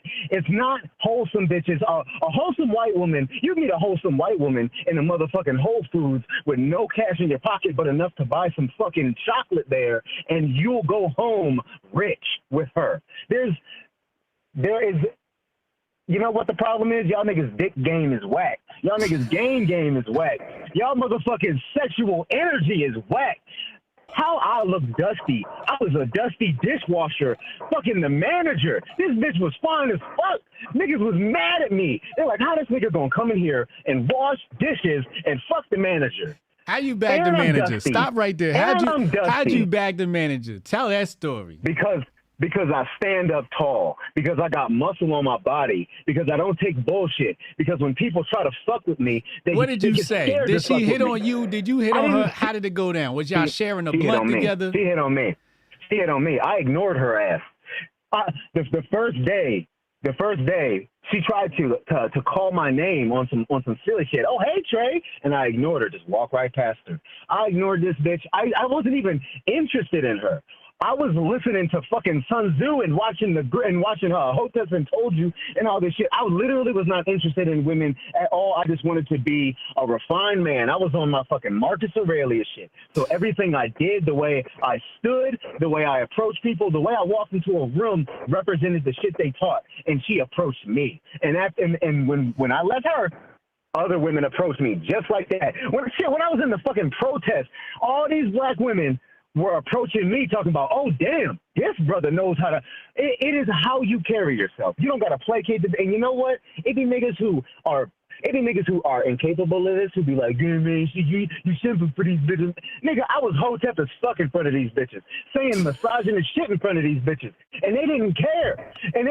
But let another weak nigga say that shit, and they was whooping this nigga down. And it's because you got no game. It's because you got no fucking game. You don't got to be a 7 foot tall Nephilim. You just got to have that game. And you know what? Maybe it's because I was locked up, like, Niggas will get locked up. We can talk. We know how to talk better. We know how to. We don't handle bullshit. We're above. If you did it right, then you're above all that shit. That shit falls off you like water, and people recognize it and gravitate around you. And so maybe that makes us an exception to this. But my best friend is a fucking 5'5" short nigga and was doing the same. This nigga, I used to look up to this nigga's game, and he was broke as fuck.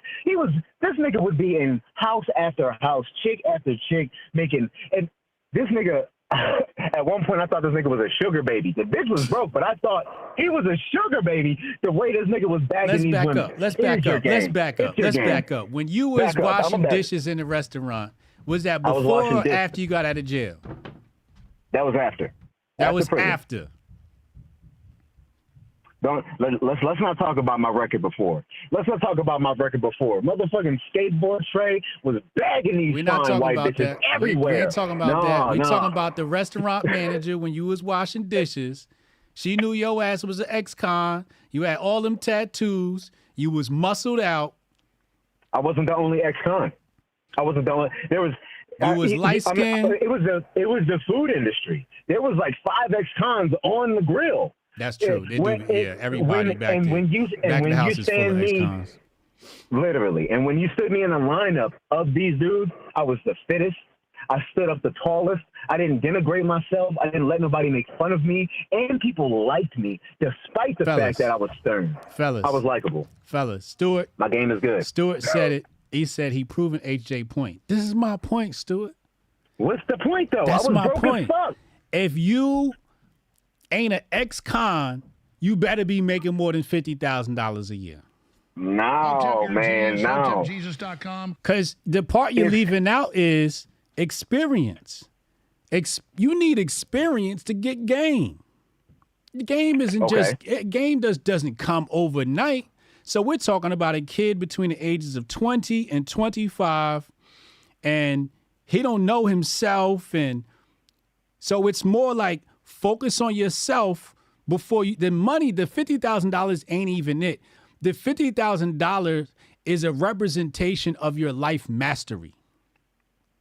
The more you master life, the more income you should be making over a long period of time. So if you're only making $50,000, that means you ain't got no game. You can't even game somebody into giving you a good paying job. How you gonna game her out of her panties? At least not no high quality, bitch.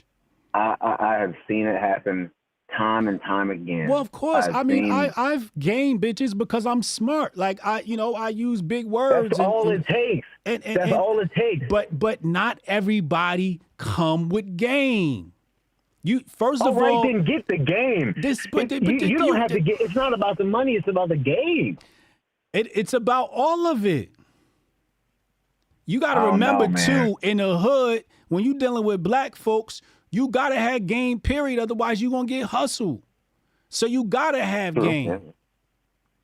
So black men come with game. Like part of our growth experience is, I remember one time we was in high school and we had the Labor Day fair before everybody go back to school, and we had a contest, and the contest was to see who could get the most numbers.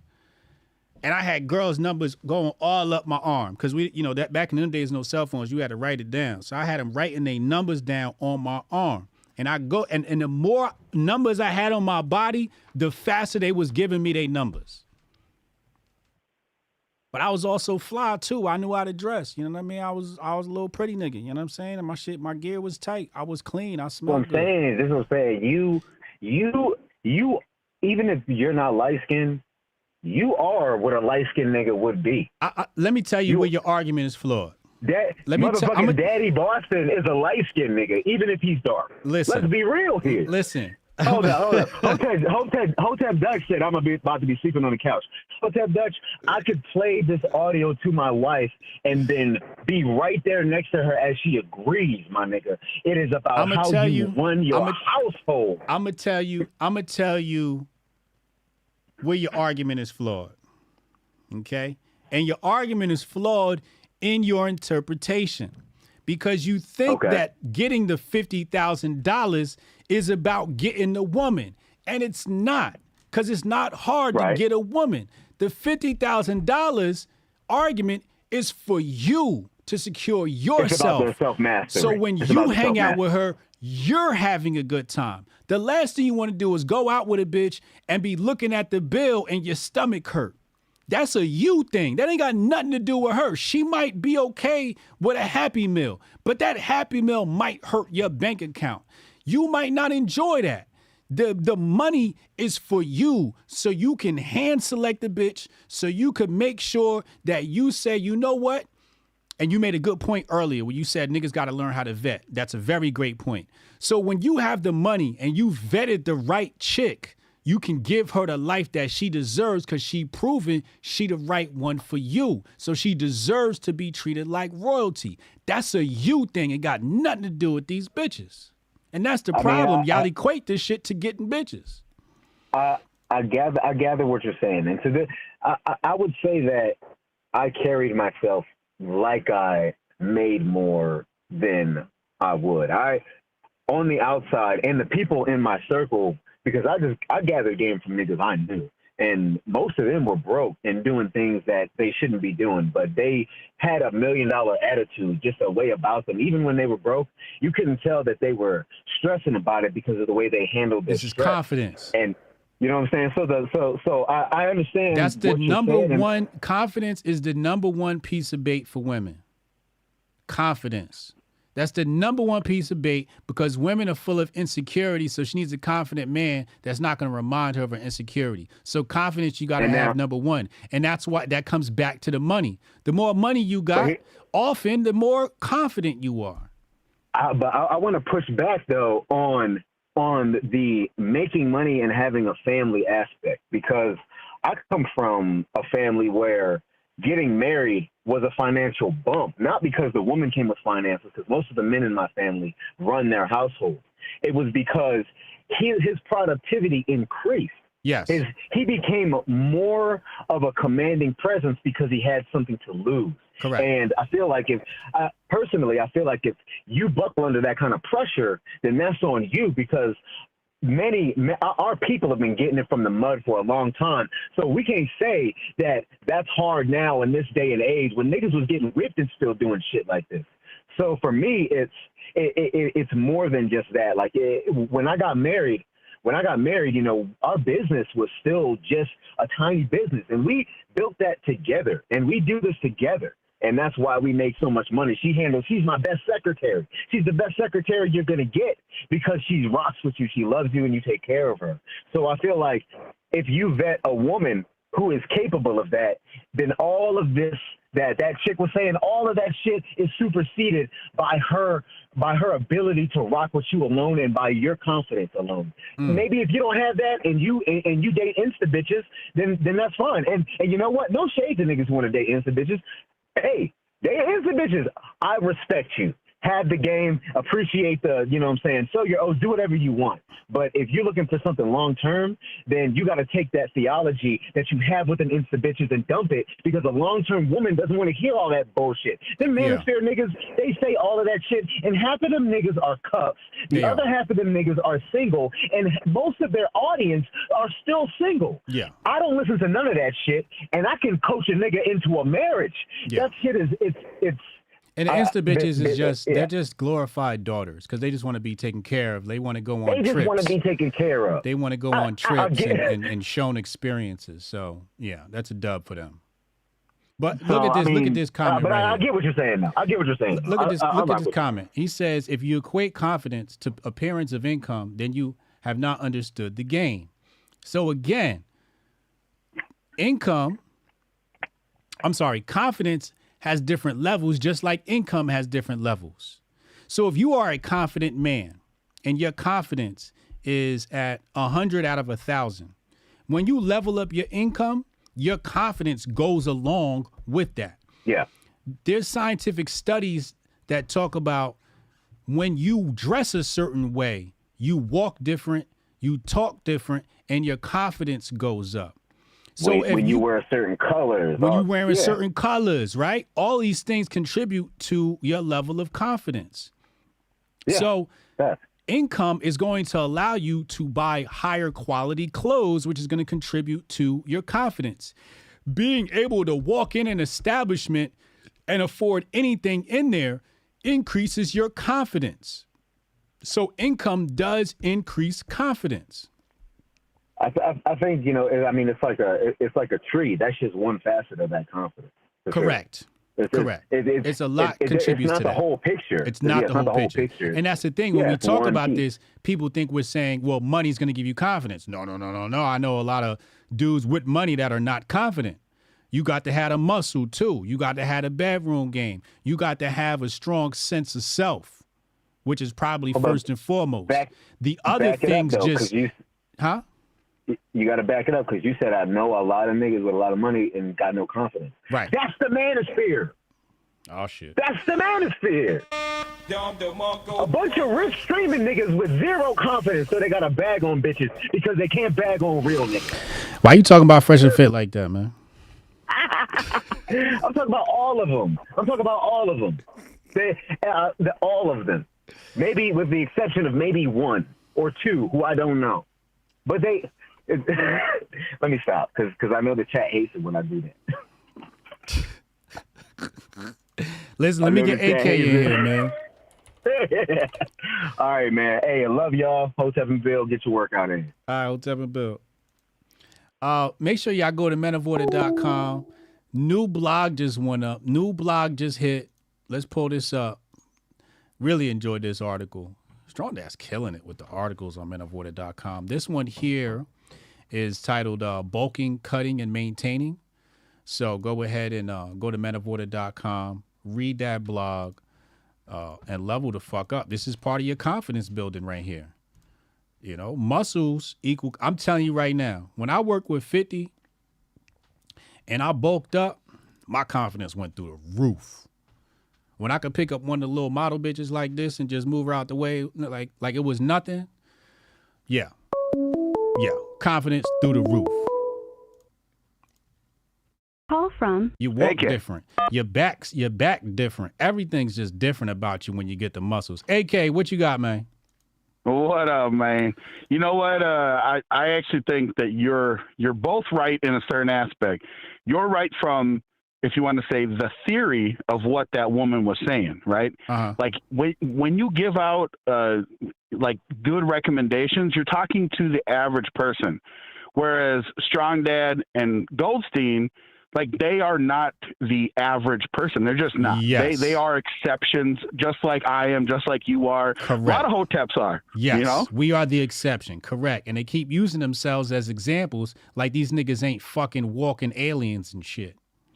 Exactly. Because I'm an exception too, man. I was broke, literally homeless, crashing on people's couches when I met my wife, but I did have game and I had purpose. I knew that I had something that I was going to accomplish, and I walked around with that air, even though I was broke and dusty as fuck. I wasn't an ex-con, but that's because I'm an exception, and I understand that. So if I give advice to people, I can't give them the advice from someone that already has all of that instilled. They have to work their way up, and that lady gave advice that I think the average person that doesn't have all of the necessary tools, that's how they're going to actually go down and get those necessary tools, you know? Yep, I agree. Yeah, man. I had to say that just because, like, I see what they're saying, but yeah, I mean, shit, we're a bunch of unicorns, man. I might have to do a video on vetting your woman. Let me put that down. Yeah, that's good, man. That's literally what I did, man. Like, when I was 18, I met my wife. And when I met her, I was in the middle of just like shit. I was talking to like 6 girls at the same time, and like all this craziness was going on. And people are like, well, how did you know that she was the one? I'm like, because I vetted her. Yeah. Like me and her would have these crazy ass conversations about what life was going to be. And I was, checking boxes because it's rare to find someone that's truly going to be a ride or die with you. But that's because you got to vet. A lot of people spend time and energy on things that don't really matter. Like, you can have a bad bitch, but if she ain't ever going to be ride or die, the moment that things start to get shaky, she's gone. Yep. You know what I'm saying? And that brings me back to Kanye. All right. Now, I don't know how Kanye's future is going to play out with this woman, but it seems that she exudes this understanding. Like, it feels like he's found the chick, man, that actually is able to bring out what he truly understands to kind of make things make sense. Yeah. And to have a better purpose. Like, I personally think that this album is meant to completely shut up and expose the industry at the same time, because he's putting out what will give him #1 status. But if you listen to his lyrical content, he hasn't fallen. If you go deep into it, he hasn't changed his actual perception. Like, the shit that he actually raps about, if you just, again, look at those lyrics and the meaning, he still is the Ye that we're used to right now. Yeah. But he's giving a product that breaks past those barriers, and I'm excited to see what goes on with it, man. I don't think he's sold out at all, man. I think it's powerful, but it does something that a lot of motherfuckers don't think about. Ye's a genius, man. He's a smart motherfucker. He's bipolar, but he's on his shit, man. It was a good album, man. I think I put in the chat that what was it? The one that has that sample from that movie Dogma. What is it? Come to Me or something like that, or whatever. Back to Me. Yeah, Back to Me. That's one of my favorite songs on the album, man. Oh man, appreciate you, man. Yeah, man. Well, that's what I had to say, man. Hotep and Bill, yo. All right, Hotep and Bill. Jonah, he said he can't call in a day. He left us a message. He said Ye's last handler was Harley Pasternak, a Ukrainian. Went to UWO here in London in an area called Masso Jville, whatever this is. You know, he speaks in like fucking code or some shit. Let's get Tari in here while I talk to y'all about vetting your woman. I got a blog post I want to put together. I'm not sure where I'm going to post it yet, but now is a great time to vet a bitch. Valentine's Day is a great time to vet a bitch. And this is called the flower test. So what you do is you buy the bitch some flowers, right? Now you got to know how long the flowers are supposed to last. If you don't know, ask the florist when you buy them. Say, how long should these flowers last? If those flowers don't last as long as the florist said they should, that's strike one. That's strike one. If the bitch can't take care of flowers, she can't take care of you. Hotep, you're a genius. HotepJesus.com. If she cannot take care of some flowers, she can't take care of you. Then there's the puppy and cat test. Puppy better because cats take care of themselves. You can't really tell if somebody's taking care of a cat or not. But a puppy, you can definitely tell because the puppy don't really groom itself like cats do. Get that bitch a puppy. And if that motherfucking puppy loves you more than it loves her, that's a neglectful, hateful, self-centered bitch. And you better run. There's no even no strikes. It's not even any strikes. If the puppy loves you when you come over, because it's spending more time with her, if the puppy, and she don't know it, she think, oh my God, she gonna tell all her girls, he bought me a puppy. And a lot of these women just want the puppies for show. They want it, you know, as a fashion accessory. Okay, so they don't give a shit about the puppy. But if the puppy, when you come over, if the puppy loves you more than it loves her, first of all, rescue the puppy. Because Lord knows what's wrong with her. Call Goldstein. Goldstein will help you out. You need to rescue an animal. Okay? Rescue the puppy and cut her off. Retro Neon says, fellas, if we aren't making seven fingers, there are only four options.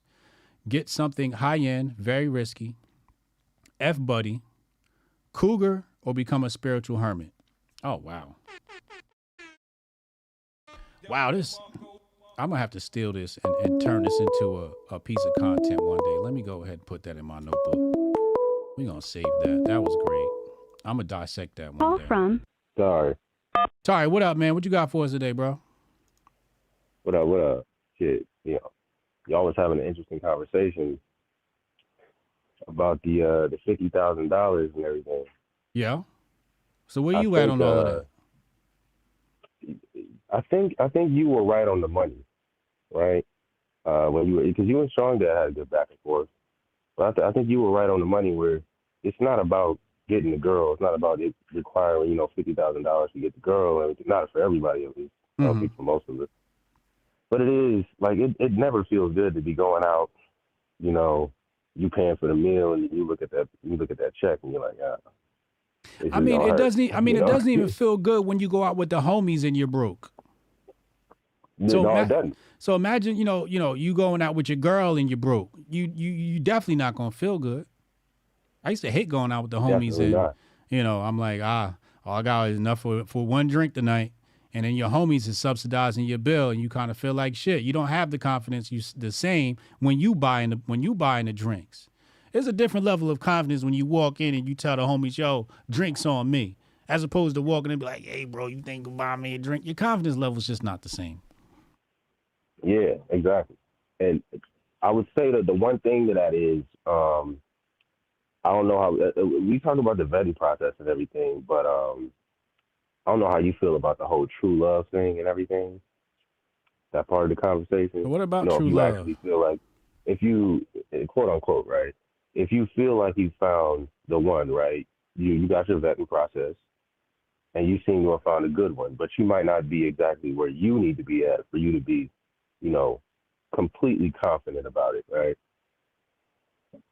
I feel like there's a level of sometimes you might have to be willing to take the risk if you want to secure, because a lot of the time they can see. Take what risk? Right? But if I mean, no, I guess it's not even a risk, right? Because if you vetted them correctly, you're not taking any risk. But you got to put it out there that you intend for this to be a serious thing. Because a lot of women, they want to know that you're gonna be committed to them, right? Oh shit! Sound like you. It sound like you in the sunken place, my brother. No. I'm just saying that's that sounds like a trap right there. What you mean? That's a trap. Getting in a relationship with a woman is a trap. That's what they want. They want to monopolize your time and space. They want to own you. You've got to defer that decision. At least a year. Minimum. Well, yeah, but that's what I mean, right? And after a year, you won't love her no more. I guarantee you. Well, you'll love her, but you won't be in love with her. Oh, well, I'm not even talking about from that end, like you necessarily being in love with her. But if you think that this is somebody that you, as far as your vetting process is concerned, and she continues to, verify that she's a real one, right? Mm-hmm. You don't want to, because it's the other thing, right? It might not be a conversation y'all have, but if she a real one, she ain't going nowhere. Right? If she a real one, you ain't got to worry about that. That's true. When you have a relationship with somebody, it doesn't need to be established with a title. That's where people get fucked up. You got these little petty bitches out here talking about, oh, when are we gonna be official? You know what changes when you make a girl your girl? The only thing that changes is expectations. Yep. It's very bad idea to make something official with a girl, because as soon as you make that transition, it's like the next chapter and everything is all downhill from there, because it's pure of jealousy and possession and envy. That's why they call that shit the honeymoon phase, because everything is uncertain. And a woman, you must keep a woman in a place of uncertainty, because certainty breeds complacency. So you keep her in a place of uncertainty while you go out and you make yourself a man. But do not commit. Once you commit, it's all downhill. And if it's real for real, you won't have to say, yo, we're official now. You won't have to do that. It'll be unsaid and known. Well, I guess that's kind of what I was saying, right? Because you were kind of saying like the dating part. I guess like, what do you mean by dating? Because if y'all are kicking it, when you take that bitch out on a date and spend money, right? So I don't know if you would really get to that point if you don't if you're not doing that, like, at least somewhat to some degree. It depends on where you meet her. Because a lot of relationships start at the workplace. That's true. Right? So you meet somebody, your coworker, y'all, by the water cooler, you end up flirting and shit like that, and then you're doing lunch, and then you're doing drinks after work. So it's kind of like going on a date, but, y'all kind of fronting like y'all don't like each other when y'all know y'all like each other. Right. Then you just end up banging, right? And then now you're dating. So that's sometimes right. That what happens is you start dating after you already banged. So that situation could happen too. I've had that happen a couple times. Yeah. Yeah. So that was pretty much all I had. I wanted to pick your mind on that a little bit. Yes, sir. I was these last couple of weeks. I decided to get out the house. I was still doing the speed dating thing. I wanted to speed dating. That's some Ohio shit. Oh my God. Go ahead, continue. It was it's hard out here, man. You live in Ohio, of course it is. Every single person that I ran into there was at least 5 years older than me. At least 5 years older? Yeah. So what's wrong with that? How old are you? I'm 27. 27? So she's 32. I'm about to turn 28. Oh, so they know what they want. They're ready. They're ready to settle down. There's gonna be some pluses and minuses dating a 30-year-old bitch, because she's gonna want something serious. She's gonna want to lock something down, and she's gonna. Yeah, exactly. Yeah. It's rough out there, but but she also gonna want some dick too, though. That is true. That's the one thing, you know, if there's anything I can give him, you know. Lauren, but, you know, this nigga lives in Ohio, Lauren. Ohio is like, I'm telling you, they stuck in 1972, yo. When I got off, when I flew to Ohio for a business meeting with Wazo AI. When I left the airport and got in the car, we started driving, and the scenery turns from green to black and white like an old flick, like TV in the 60s. There is no color. Everything's fucking, the Leave It to Beaver music starts playing and shit. Ohio is not even a part of this dimension. Okay? So when this nigga say he did speed dating, that's an update for fucking Ohio. Okay? That's a huge fucking update. Why you think Ohio was so mad at LeBron? Because they ain't got shit going on out there. So when he left and ain't show no love, they was pissed because all they got is LeBron. That's low key. I still be saying that to this day, low key. The only thing Ohio got is we got the Rock and Roll Hall of Fame on here. You know?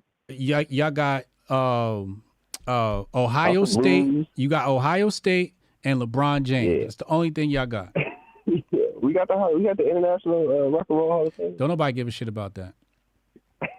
Y'all got Ohio State and LeBron James. That's the only thing happening in Ohio. I went to Ohio. It's a lot of that. Well, it's a lot of big money stuff going on under low key, but you know, it is. People don't care about that. When I was in Ohio, I left with depression. I left with depression. I was only there for 2 days. I left depressed. When I tell you, you could take over a lot Ohio. Of people here in that constant state. You could take over Ohio. They ain't got shit to do. They ain't shit to do in Ohio. But that's what I'm saying. It's a lot of land on it too. I went to the main strip. It was fucking midnight, and it was nobody outside. You know how like People you go down the main, you go to a main street like in Newark or New York or Atlanta, and it's just niggas outside. Even Orlando or Miami, it's just people outside. In Ohio, nobody's outside having fun. Everybody looked like they're on depression medication. We went to the bar. Everybody's drunk, but nobody's happy. It was the weirdest thing ever. Ohio's you like in the wrong part of Ohio. Listen, wait a minute. Wasn't you was in Akron? I was in Akron. You was in Akron. Look, Akron is country. That ain't Cleveland. No, I was not in Cleveland. I was in Akron. Cleveland. Like, you got to tell them you was in Akron, all right? Tell them, make sure. I was in Akron, Ohio. That's what we be saying. Like, that is not Cleveland. Everybody out there looked like they want off themselves. It wasn't no club. It was not a single party happening.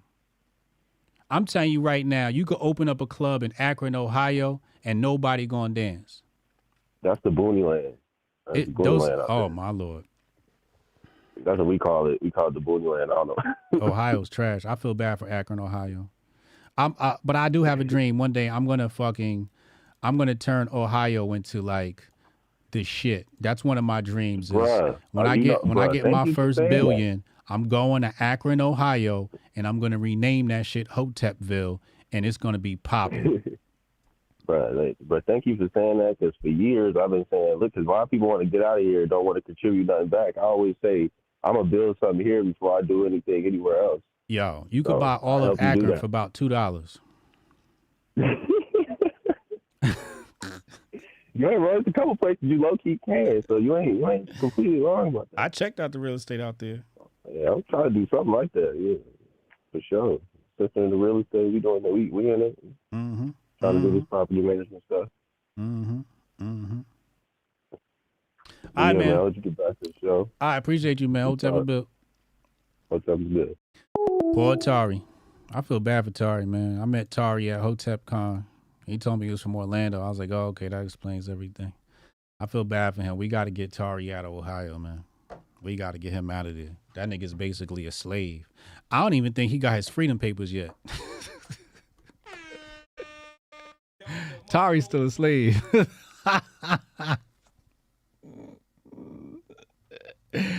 Tari got to ask Massa to call into the Grift Report.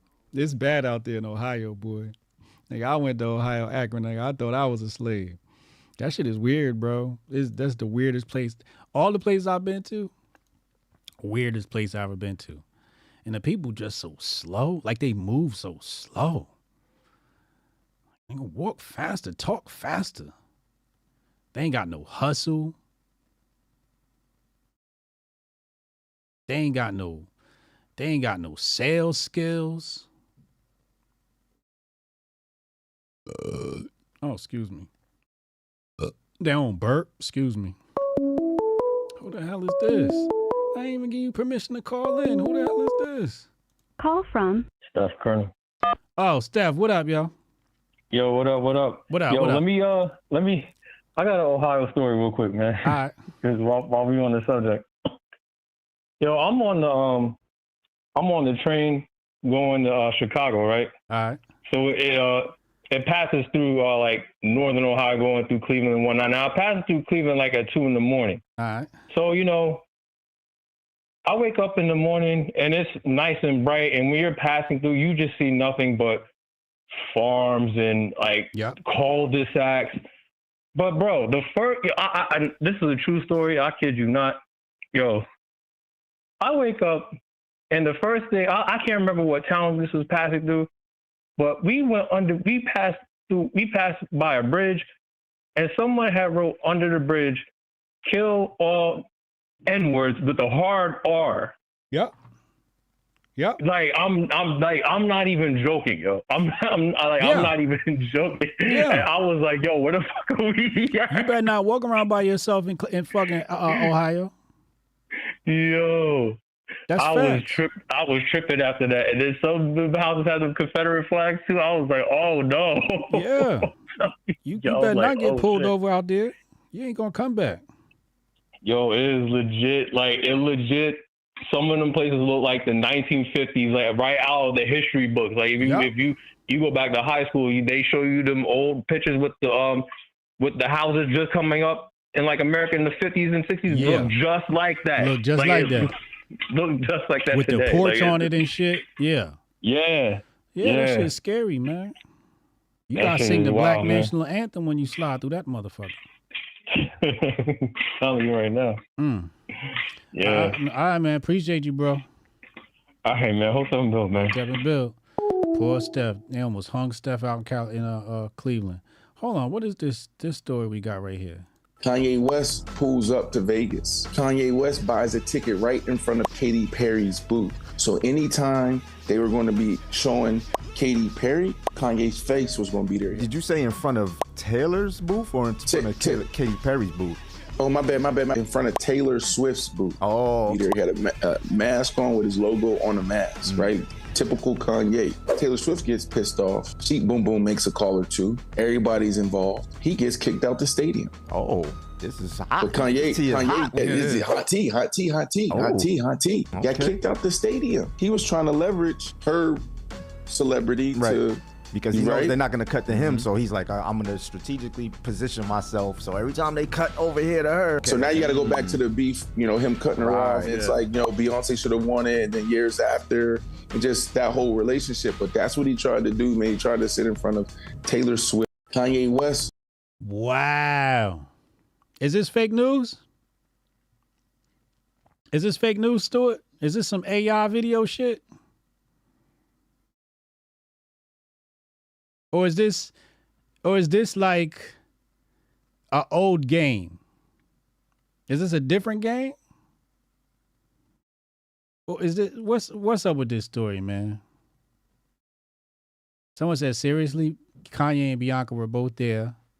Since when does the truth and tell parroting what some has-been says without verifying what he says just because it fits your agenda? So it looks like they was there.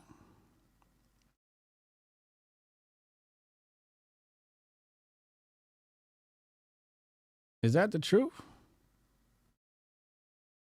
I don't know. Brandon Marshall's a storyteller. Oh, so he be capping? He trying to stir up drama, huh? That's exactly what the conservatives would love to feast on. There was no Kanye in the video? I don't know.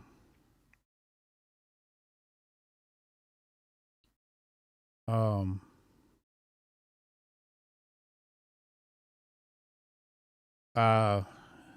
is the truth. Great to see Hotep Jesus in it too. Dennis also married what Tori recommended before.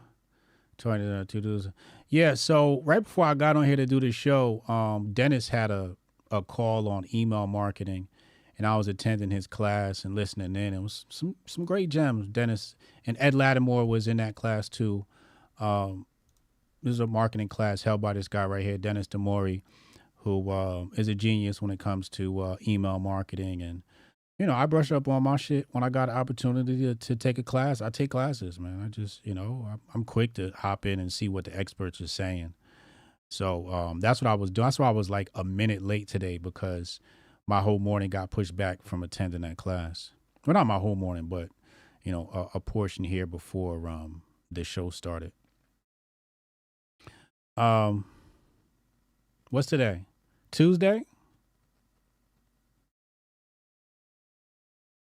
What kind of Tuesday is today? Is it Taco Tuesday? Is it Titty Tuesday? Is it Fat Tuesday? What kind of Tuesday is today? I'm seeing all types of Tuesdays out there. Chat, help me out. It's just me said he don't think it's fake news. I don't know. I feel like if it was real, we would have heard about it faster. And from Ye. I think Ye would have went live like ASAP. Excuse me.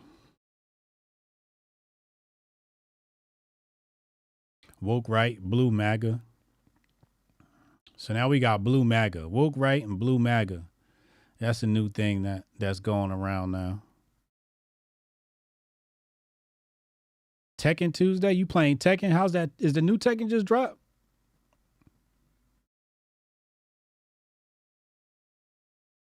He said Hotep Tuesday. Tactical Tuesday? Okay. Trolling Tuesday.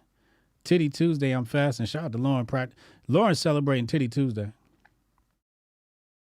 Shout out to the titties in the chat. Appreciate you.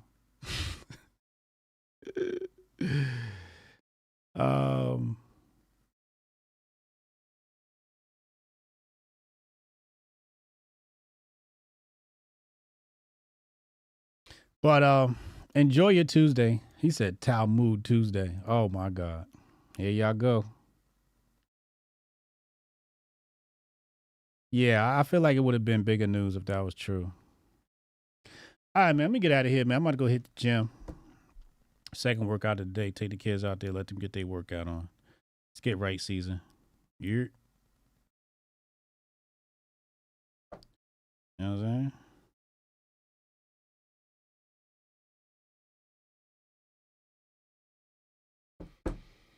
Be well. Stay merry. Tell somebody in your family that you love them. And as always, Hotep and build. Envision a sanctuary where community and sustainability are the cornerstones of living. In this haven, every family is able to grow their own food, children flourish through homeschooling tailored to unlock their full potential, and education extends beyond textbooks, instilling self-worth and a deep understanding of the world around them. Here, goodwill isn't just an ideal, it's the essence of daily life, where respect for law and order harmonizes with the community's resourcefulness. This place isn't just a dream, it's a call to action for everyone who believes in a better, more connected way of living. Join us in building a future where each individual's contributions create a tapestry of enduring harmony and prosperity. Join us in Hotepistan,